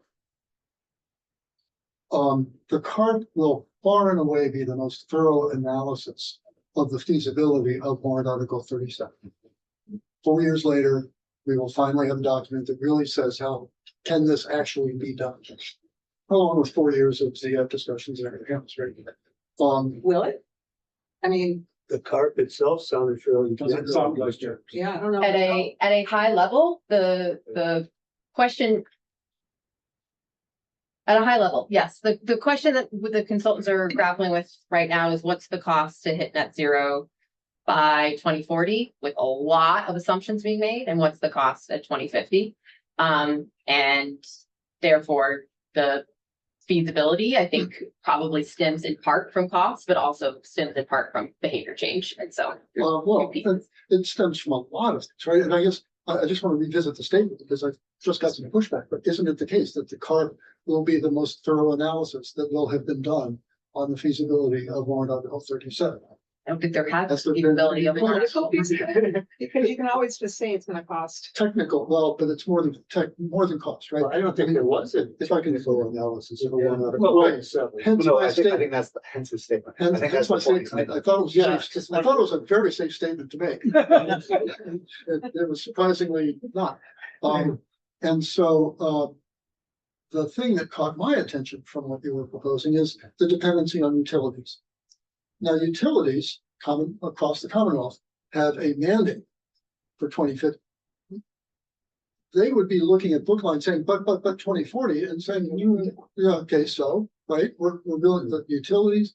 So aside from cost, aside from behavior change and mindset and all that, 2040 won't happen if the utilities are not lined up to make it happen. So that's where I'm going with the thought is the CARP would be the vehicle by which we would be expressing, we, the town, we, yeah, whatever, that 2050 is in 2040 is not an achievable goal from what we see right now, and the CARP will reflect a 2050 plan that could be, and then that would be the vehicle by which the select board would be aware of and react to a 2050. So are we now giving Patty, feedback to Patty. Alexander for the select board? So just to respond to that comment, which was, first of all, I'd say that I don't think 2040 is remotely possible. So I don't think that that's a real goal. The statement you made about the grid isn't quite accurate because we could enter into BPPA. We could go and get all of our own energy. We could do something like that. So we could actually green our grid by 2040 if we wanted to, and if everyone in town bought into it, and if we had a compelling mechanism to do it. That aside, I don't think we're gonna hit 2040 either. I think there's a whole bunch of these cars. The fact that we won't have a car mandate from the state until 2035, that we definitely can't control. If we Right. have, one. Well, if we have, one, if we have one, given the but litigations. then also, even if you have a mandate at the state level for cars, there's nothing to stop someone to go to New Hampshire and buy a car, or Connecticut or New Jersey or anywhere else they want to buy a car from, right? So even if we have the state mandate for cars, that's also not guaranteed, right? But I think electricity, just to be clear, I don't think that is one that cards us out. We could do something about that. Are we now giving our thoughts on? Well, I thought we were, because Nick asked Kathleen first. Yeah. Kathleen responded. Yeah. In the process of responding to Michael's, I was just bringing up, and in the process of doing that, Yeah. responding that I am in favor of the proposal Mhm. to change it to 2050. So I think we are in a state of Okay, responding to. Kathleen is done. Are you done, Kathleen? What did you say, Patty? After your question, did you have anything else you wanted to say? No, I agreed that, with Alexandra's, I find those compelling reasons to change. I mean, we are not in it like for Brookline just to solve its climate change problem. It's a regional statewide effort. So it makes sense to me to align with the state's goal because of the reasons Alexandra cited, so. Victor, give us all. A quick clarification question. So the state has 2035, 2040, 2050 goals. Does the town of Brookline have anything like this? Interim goals? In terms Not the part. The close of that. Short, No, medium. sorry, but the town does not have a mandated goal. Town only said 2040. be net zero by 2040. There was a resolution that, Right. yeah. Right. Mhm.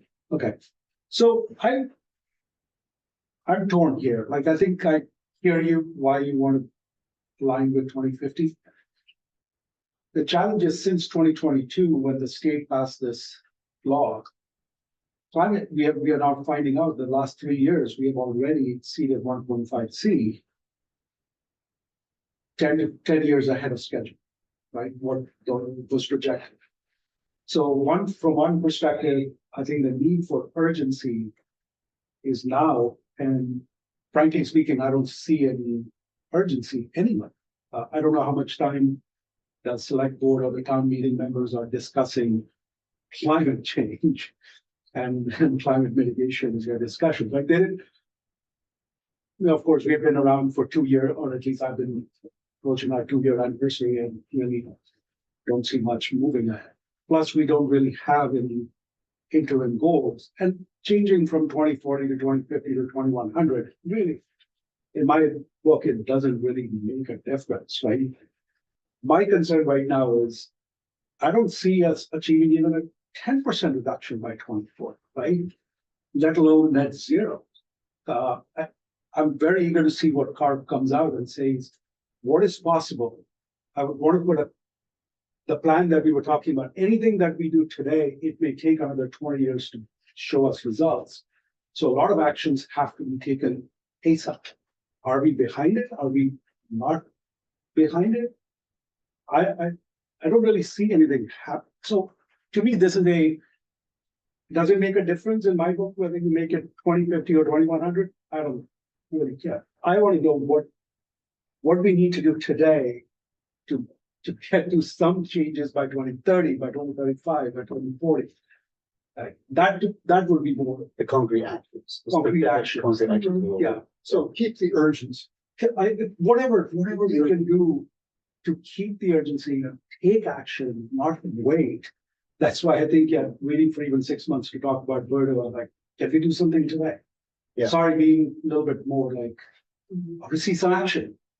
We've been talking a lot. Let's take some action. Werner. I agree with a lot of everything Kirkham said. I'm really kind of agnostic about it. And as long as we don't have to go to town meeting, because if we took this town meeting, that would be an incredible waste of time and a nightmare.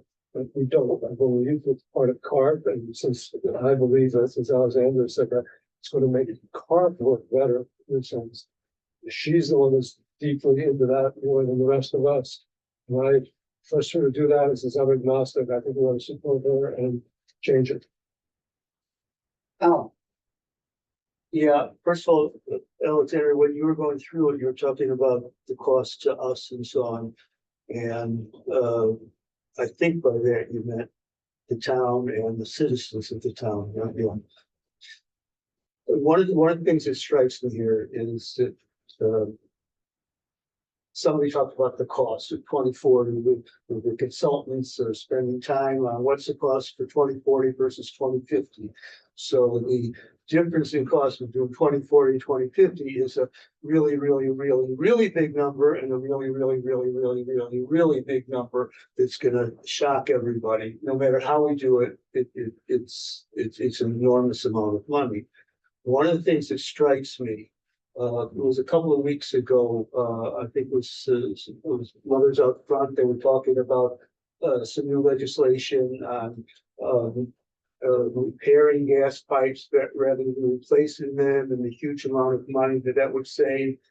I'm imagining that if something like that goes through, that the money that's been saved can then be used to help support decarbonization of buildings. All right, that's just a possible example. The amount it's going to cost to decarbonize most buildings, even in the simplest case. I mean, if you've got a house that's reasonably new and has air conditioning, okay, so you've got the electrical capacity, you're still going to spend, depending on how big the house is, $20,000, $30,000, $35,000, to put in a heat pump or something like that. This is not like let's buy LED light bulbs for our house. Okay, it's a totally different orders of magnitude different. And I'm sort of imagining that along with the things that go with the state goal of 2050 will be resources to help people do this. And without those resources, it's going to be a limited number of people who can do it. So for me, the 2050 is really important. The other thing is, and I sent out an email that said, I listened to a webinar today. Stanford has a webinar once a month on various decarbonization things. This today was interesting. It was a professor who's a lawyer who works in these things. And he was talking, it was similar to the thing that the mothers out front were talking about a couple of weeks ago. And it was like 2 or 3 isolated blocks or areas in Brookline where you may be able to electrify. There were a couple of points that were made. Number one, the way we do it now is we are randomly electrifying. Okay? So by randomly electrifying, you have one here, we could have 40% of Brookline electrified, okay, but no gas lines that we can shut down because the houses are all over the place. So they said, you really need to focus on doing something where you can shut down the gas lines.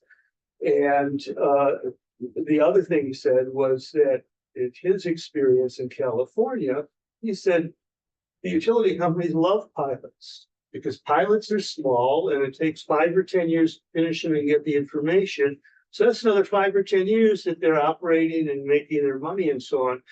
So I think the driver behind our really changing this and getting it done is going to be things that happen at the state level or the federal level. When we had the warrant articles a few years ago, the one on a surcharge on gas was actually natural gas was actually kind of clever because you don't have to report how much you use and so on, and you get some money. Whether people like that or not, the amount of money it would cost people on their gas bill was not very much. And yet, whoa, so it's just the tiniest amount of money is going to be a struggle. So I think there are benefits of going along with the 2050 plan because we can dovetail what we actually do. We don't know what those things will be now, but as time goes along, we can take advantage of things that are coming from the state. Did you feel like you had Yeah, I wanted to share my, I guess, for conveyance to the select board next week. I'm going to repeat a little bit because I just for the record, just want to state my views. I think that I agree with Alexandra's points. I think we have $100,000 in CART money to use for the CART that came from ARPA, I think, right? Mm-hmm. So this is kind of, there's some money here available for this. We're looking out at 10 years, for a CART. We're not going to get to this for a while. I think we need to make it the best CART we can. That is, that's rational, has a rational goal. I think the state goal is rational for a lot of the reasons that have already been articulated there. I think it's politically defensible because of those reasons. The 2040 goal, there wasn't analysis behind it. Of course, we would like to be net zero by 2040, but after the debate, I noted that John Harris very eloquently put out a call for an army of volunteers to show up and get this job done. And, I don't know how many heat pump houses there are. I mean, we look at this, we can look around the table, and everyone in this room and ask how far is our home on this path, because we all know it's expensive. We all know it's complicated. It takes time. And people have lives, so we can all look around this room and we can say, who's got an EV? Who's got a fully electrified house? I mean, we're all in the same boat, and some of us have more financial resources than others. It's a very big ask. I think it makes it, there's a second point that Alexandra raises is the grid. I mean, I was on the Berto site for Newton today or yesterday, and they went about answering a lot of questions that came up in a politically successful campaign for Berto. And they, one of the big questions they had was about the grid capacity just for Berto. And they posted a couple of kind of white paper type little things on their website answering that question. And the answer they gave was that for Berto and for electrification ordinance, I don't know what the specifics of that are. So, we can all picture what that might be, but the grid capacity based on their communications with Eversource was sufficient, assuming offline. And we all know what's become of offshore wind, you know, so there are new analyses that need to be done. And this is it will get done. I mean, you know, we have a very committed administration right now at the state level, you know, who seems to be really working hard on moving the grid and moving new pilot programs. There's one on commercial buildings now, deep retrofits, a new one called Beta. So I think politically it makes sense to go with the state figure, which is defensible. And I think for all the other reasons that all of you have said, I think that makes sense. We have signed on to the Paris Climate Agreement, I will note, which has a 2050 date also. So I just said that. So clarification, are you suggesting you align completely with the state? We're talking about the date. Yes, It's the date, 2050, 2050, but the state includes a 50% reduction by 2030. the interim goals. The interim goals. We're gonna have our CARP, which will have the short-term, medium. CARP is not, again, CARP I is know. not, I know, I know. So I want to ask your opinion too. I'm going to venture an opinion on this. And I have like a couple of different things I want to say. I think, first of all, Alexander, when you presented the challenges about hitting 2050, I actually think you underplayed the challenges. I think at least 50% of our ability to meet our goals is in the hands of the state, exclusively in the hands of the state, either because they control access electricity or transportation, or because we can't pass bylaws or we can't pass laws. We are not in control of our own future. So I think the idea that we're going to hit 2040 or 2050 and that we have complete control over it is irrational. We don't actually have control over that. Patty, you mentioned that we want to have a rational goal for the CARP. I don't think 2050 is a rational goal. I don't think that it's a rational goal at all. It's defensible. Maybe. I don't think it's defensible either. And I think if we're That's how talking I'm defining it. if we're talking about a plan, and this comes back a little bit to what Vikram was saying, and maybe because we're both from kind of like a different background. If I'm looking at a plan, I want to know, I don't want to know what my aspirations are. I want to know what I'm going to achieve. Right? And 2040 or 2050 are both aspirational. They're just aspirational, right? And the 2040 goal was passed by the 2040 resolution was passed by town meeting was aspirational. 2050 goal was aspirational. And I think planning against an aspirational goal is largely meaningless. So I don't know if I really care whether we change it from 2040 to 2050. I don't think it's the right thing to do. I think that we've got this aspirational goal for 2040. It's like it's meant to show us, tell the community, tell everyone what we are trying to do. It's telling people what we think is, how important we think this is. If we were to have the best plan would say, these are the actions we're going to take in the next 1, 2, 3, 5, 10 years that are going to result in this reduction in carbon at this cost. And this is our level of confidence that we're going to meet that. And if we plan that out, I agree with Vikram. For 2040, we get to 10 or 20%. That's what we would realistically be shooting for. All that said, I'm going to go with, I'm kind of agnostic like Werner. If this is important to Alexandra, I think it's fine. I don't really agree with changing the goal. I don't think that we're in a position to do it, but if everyone else thinks we should do it, I'm fine going along with it. But I want to ask your opinion. All good points. And so I in some ways I have more questions than opinions, though I also do have opinions. Yeah. So one of the things that I heard tonight, sort of putting the pieces together, is that we got a bucket of money to hire $100,000 to hire a consultant to do some work. And one of the pieces of that work right now they're doing is trying to make a decision between a 2050 target and a 2040 target. So that decision is has a cost. And given what I heard from Werner and Nick and Vikram in terms of both the urgency and what we actually need them to focus on, it isn't clear to me that doing that exercise twice for 2 different dates is actually a good use of the money. And if that's the case, then I would, for other reasons, probably choose 2050 for the reasons that Kathleen and Patty talked about. And just move forward in order to produce the information that you talked about, that we need moving forward.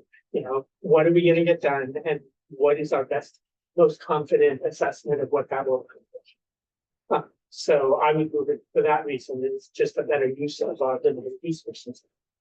The question I have is, I guess sort of aligned with Vikram's question, you know, if we move it to 2050, you know, where will we be in 2040 or 2035 or at an earlier point? And is that a question that the analysis of the actions will help us answer? Because if we can say, you know, with this plan by 2040, we will get to X point, you know, by spending Y dollars, versus a 2040 plan that gets us to the same X point, spending Y plus Z, assuming that it's more dollars, then at least that is, in Patty's words, defensible, right? Because we can say, you know, we've done the work. To Bill's point of thorough analysis, but we've done the work that says this is where we actually think we're going to get. The one thing that I haven't heard sort of talked about and explained is what the externalities are going to end up being, given our best assessment of what the plan will be.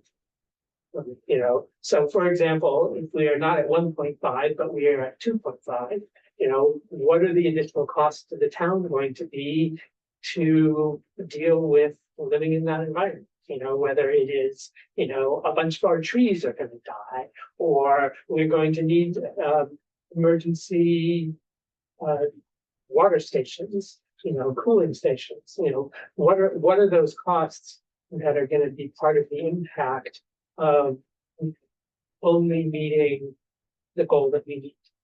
And so that we can sort of start to include that in the trade-offs. That's an excellent So that's a question. It's a good question. and I think that should be included as part of the CARP, but if the CARP is strictly an action and resiliency plan, then maybe it's a higher order document. I don't. So I guess I have a question for. So I always presented this as a question of like the budgeting and how we manage the budgeting and the measurements and whatever else. But does anyone in ZIAP think that if we change the goal from 2040 to 2050, that it's going to make any difference whatsoever to our actual progress against net zero goals? Do we think this is the metric that will make a difference?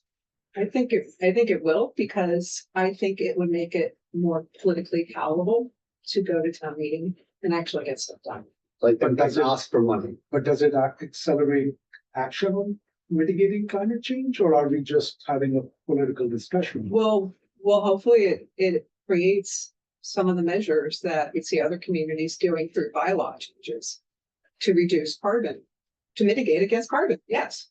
No, but just changing the date from 40 to 50. Well, how We're does that- saying that we need to do this in order to meet a goal that is, I'm going to use the word again, rational goal based on the larger context. It's more affordable. And it's not really just pulled, 2040 there wasn't any analysis behind it. You can't explain it to people Did I try to address that question? other than the climate.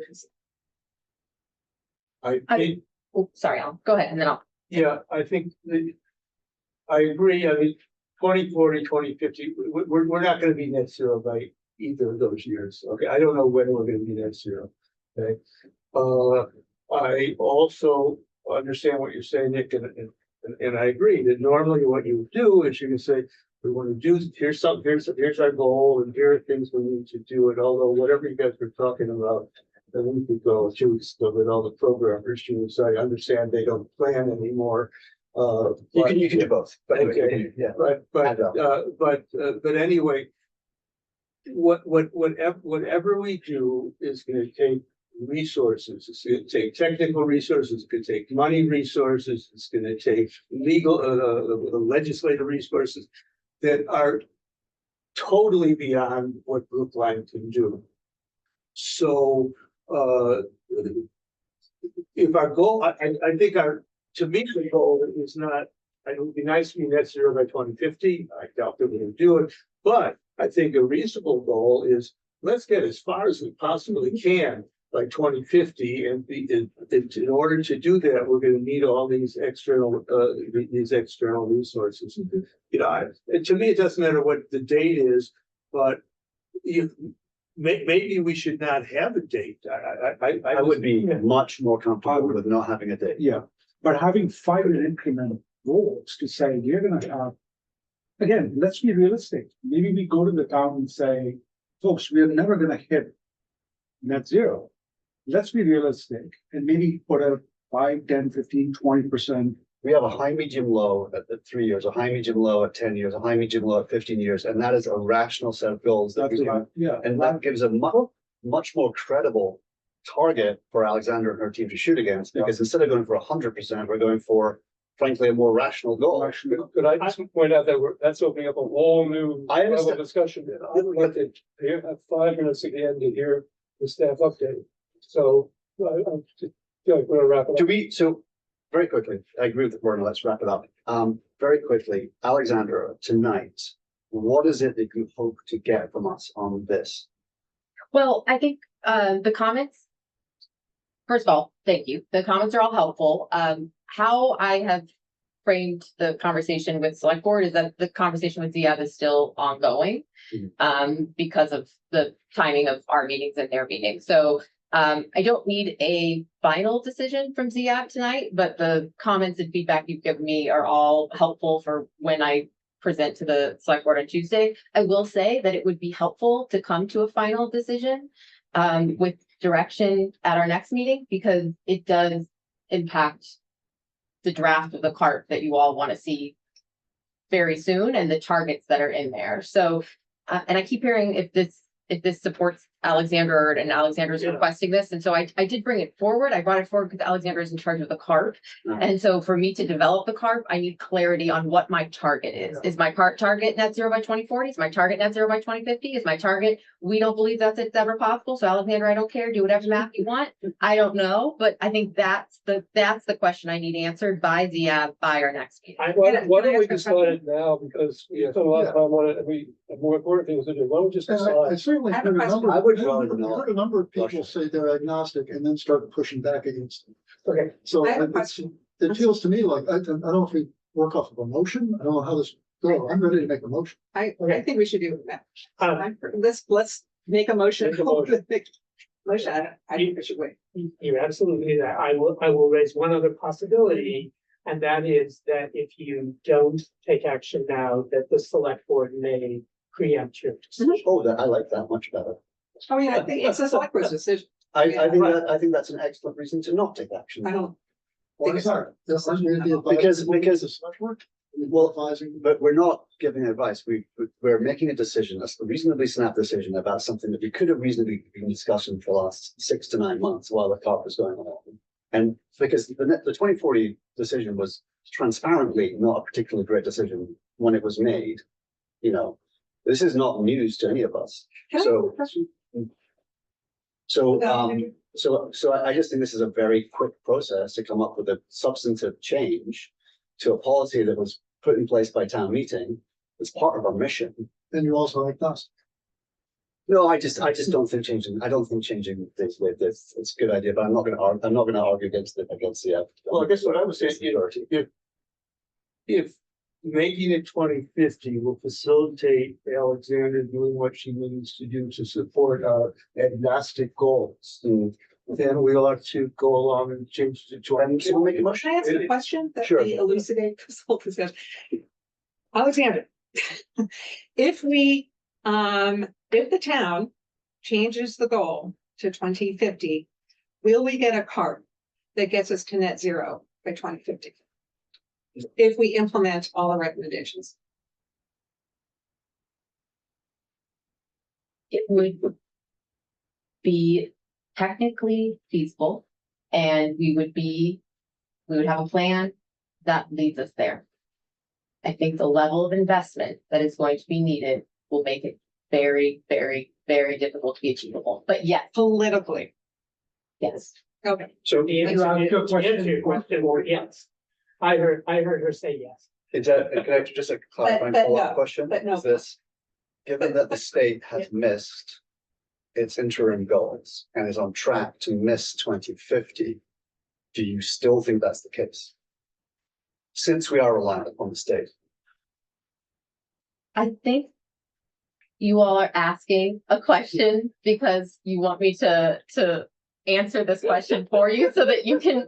Actually, I take make a the different decision. question back. So 'Cause I just want to be clear that the CARP is designed, the whole reason that it exists is to set us up for different goals that help us achieve whatever we decide our target is. So if we decide our target is net zero 2040, then that's how the CARP is designed. But if we decide it's net zero 2050, that's how the CARP is designed. I'm saying that the level of investment that we need will make it extraordinarily difficult to do that at either mark.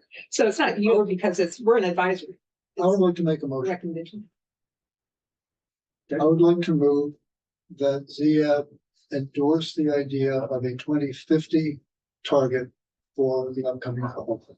Can I revise your motion? Sure. And I'm not sure how I'll vote against it, but I'd like just in terms of wording. I think what we're discussing is a motion to recommend to the select board that it revise the town's target to reach net zero emissions from 2040 to 2050. Isn't that it? I would have, We're an advisory. But it's only a resolution, right? We're not asking for a change to anything that has been. Right. Okay, so that I- is. So I think the whole I mean, earlier we're trying to do conversation this was on the that the fly. CARP is the vehicle for this Let's write things change. down. if I may. I'm writing it down. Are you writing it if I down? may propose, I think what you are recommending Yeah. is that the select board direct the sustainability division Mhm. to create a card that has a goal of 2050. That's it. I would like to add to Exactly. that. I'm actually just writing this down, but I want to add to it. As well. Can I ask a quick procedural question? We specifically did not put that you were taking a vote on this evening. So, in the Okay. agenda, Which means we Mhm. cannot. so my yeah. understanding is that you don't take a vote unless it is notified as a vote on the agenda. Okay,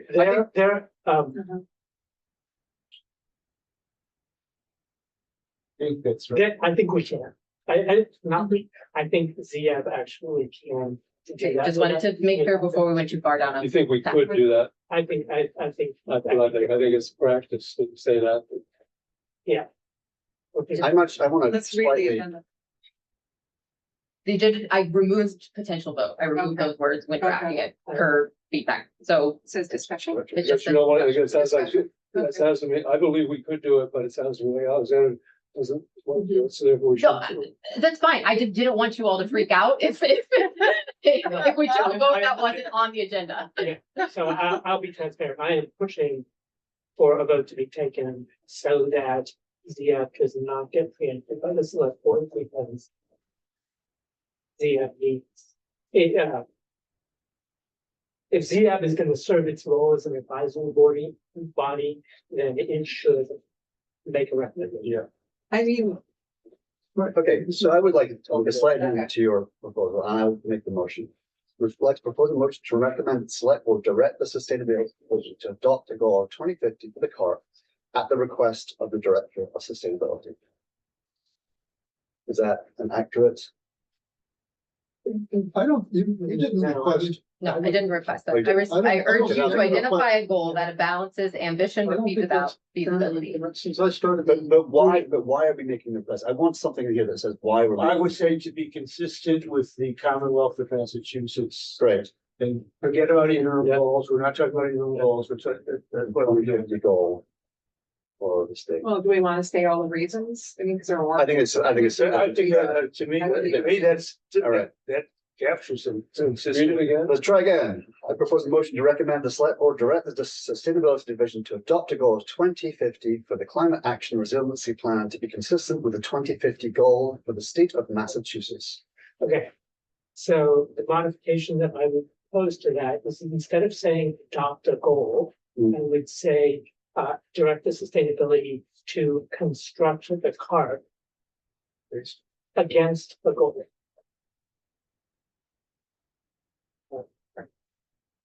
Because we're not, the town meeting has its authority, and we're not actually superseding Yeah. that or proposing that we supersede that. What we're Okay. doing is we're constructing. I'm just gonna add the word Yeah. net zero goal 2050 in there. So I'm gonna try one more time. Just keep doing it. This is good, this is interesting. Wind it up. I'd like to propose a motion to recommend that the select board direct the sustainability division to construct the CARP against a net zero goal of 2050 to be consistent with the 2050 goal for the state of Massachusetts. Would anyone like to Sound one. Commonwealth. the Commonwealth of Massachusetts? I'm not gonna read it again. I think you guys all got that. I mean, Secretary of State has pointed Okay, out now that we- the appointment of all state. Who's seconding? I'll second. I don't know who's making the motion at this point. Oh, that's, I made the motion. All right then. all right, I'll second. are we ready? All in favor? So I will withdraw my earlier motion.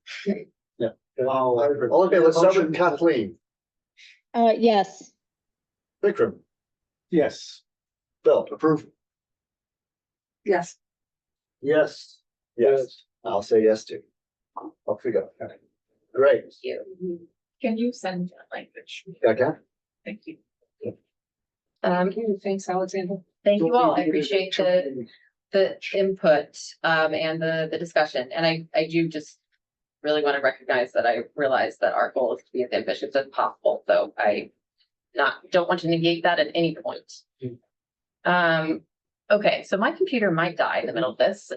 So let's see how far we make it. All right, so this is our Sustainable and Natural Resources Division update. She would be so mortified if she knew I put this photo up. So this is Katie Weatherseed. You all met her at a previous meeting when she was still serving as their Zero Waste Program Manager. She is now officially in the role as our Sustainability Outreach and Program Manager. So Katie's job is to lead our climate action work with residents and businesses in particular. She's also supporting some of our climate resilience work and our nature-based climate solution projects as well. So some intersection with the work that our division does as it relates to forestry, open space, conservation, that sort of thing. So Kathleen has met Katie because she served on the hiring committee for the Energy Advocate. So she's already interacted with her, but Katie will be working closely with the residential working group with the our climate action resiliency plan. So we have our project overview and presentation of the select board that we've talked about a lot this evening. That's happening next week on October 14th. In November, there'll be a new version of the action plan. So our goals, strategies, and actions that come before ZIAB for what I'm kind of referring to as a working session to get feedback and modifications on any of those questions, comments. Do you know which meeting in November? Well, that's a great question. I was waiting to see what the decision was, if you all were still gonna meet on the second Wednesday. So I think that probably it is going to be the Wednesday before town meeting, whatever date that was, the 16th or the 19th. I'm sorry, I don't remember. But I can let you know that by the end of this week. And then after that, we'll take that, do some refinement, and then come back with a presentation to ZIAB, which will be really the final opportunity for any changes to the action plan in January, with a return for a final vote in March, followed by a presentation to the select board. We have numerous grant funded projects, so an update on all of those. Our MVP 2.0 grant that we've received, we have that project that's kicking off this Friday with our municipal core team. As a reminder, this is our grant that's looking at our climate resilience priorities. This is a requirement by the state for us to remain eligible to receive state dollars. We have our Community First Partnership Grant. We have an offer out to our energy advocate, which will be our part-time staff person that is working with Katie and the residential working group to expand adoption of different decarbonization work on at home. Then we have our municipal decarbonization roadmap grant that we have. This is looking particularly at our municipal buildings and how do we decarbonize all of those. This is a requirement for the Climate Leaders Communities Program, which is something that we are planning to apply for at the end of this year. So rough draft of that decarbonization roadmap grant, we are supposed to receive it this Friday. And then I will bring that to ZIAV for review and comments on that. And then our Mass Clean Energy Center curbside charging grant, we have some preliminary sites. Will be our first charging stations that are along the public right of way, so the sidewalk. So we have preliminary site locations at Cypress Street, Freeman Street, and Egmont Street, all in North Brookline. And this grant and those sites will likely go for the Transportation Board for review, likely at their November meeting. We also have capital projects and different reporting requirements underway as well. So our Just Full rooftop solar project, we are currently coordinating the construction schedule for that, but we're anticipating that those panels going up in winter of this winter. So where that falls, either 25 or 26, I'm not quite sure, but I'll keep you all updated on that. For those that are familiar with the town's budgeting process, we start building our capital budget now, and our operating budget is about to follow for fiscal year 27. So always really fun to think about the fact that we're in calendar year 25, operating in fiscal year 26, and we're building our budget for fiscal year 27. I always have to say that to myself like 3 times as we're going through the budgeting process. So we, for the first time, the sustainability division, I guess that's not that surprising. We didn't work in division before, but for the first time, we have a CIP request that we've put into the town administrator's budget. For funding for level 3 charging stations. This is one of the goals that is outlined in the select board's fiscal year 27 goals. So I felt like that was a goal identified the select board, so that should be a goal identified in the budget. And then also our rooftop and canopy solar installation on municipal properties. So both of these are requests for about $500,000 each year for the next 4 years for us to roll out both pieces of those infrastructure based off of prioritization plans that are currently underway. And then That's amazing. finally, well, be more excited if it actually makes it into the budget. But yeah, so we're giving it the old college try. Quick question. How did we come up with $500,000? We looked at the cost for it's about $500,000 for both. For level 3 charging stations, we looked at the cost for a dual port charging station and the electrical upgrades that we think are needed. It's variable by the location, obviously.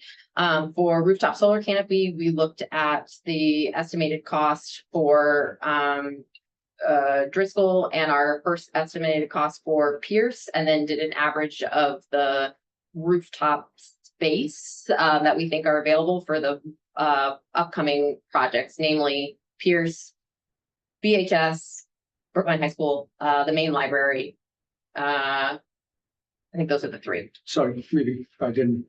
Sorry, for more clarification. So it's total of 500,000 in the financial year 27 for solar installations. Correct. But repeated with an increase for each year for the next 3 years. That's tiny. That's any chance we can go to a bigger number? Like I was gonna say, boy, that's a lot. I don't know if you're gonna get that. no, but again, this is a cash flow positive investment that we are making. It's not a cost. This is Brookline town government. No, I give you that, but I think if this, we are actually talking about delivering positive cash flow to the town. Pretty big. 50 to Is there 20%. some way to accommodate that fact in the budget process? I think we are looking at a very tight budget year ahead of us, and I think I would be happy if we got $100,000 in the CIP for these projects at this point. What I'm doing is putting in a new request that has never been discussed as part of the CIP process. That is going to be very difficult in a year where we are being told to cut our budgets. If we were to look for more budget for solar, just for example, if we did, that would be like presumably a separate process where we would go and ask the town to issue a municipal bond or do something else. Like we might have to go through different processes. Probably, I'm guessing what we would have to do, and they may not be amenable to that. But if we wanted to, get $5 million to build solar, that's what we'd have to do, right? Well, the CIP is any of our capital investment projects go through that process. I guess the exception to that would be if we were building a new school that, had or any new building, I guess, that the cost of any building upgrades were incorporated into that budget in itself. But any other capital investment would be going through either the CIP or a separate grant funded process. I think it's worth continuing the discussion, but I think at this point. No, we can't change anything tonight, but my view is if there is a budget shortfall, this is one of the best ways to create money. We'd have to persuade people of that. And So what would it take to? that's what we have to talk about. Some of us been working on that for 10, 15 Yeah. years. So I think Probably we should put a probably pin in a that and let Alexandra continue with her update, and then we should come back to that question. Yeah.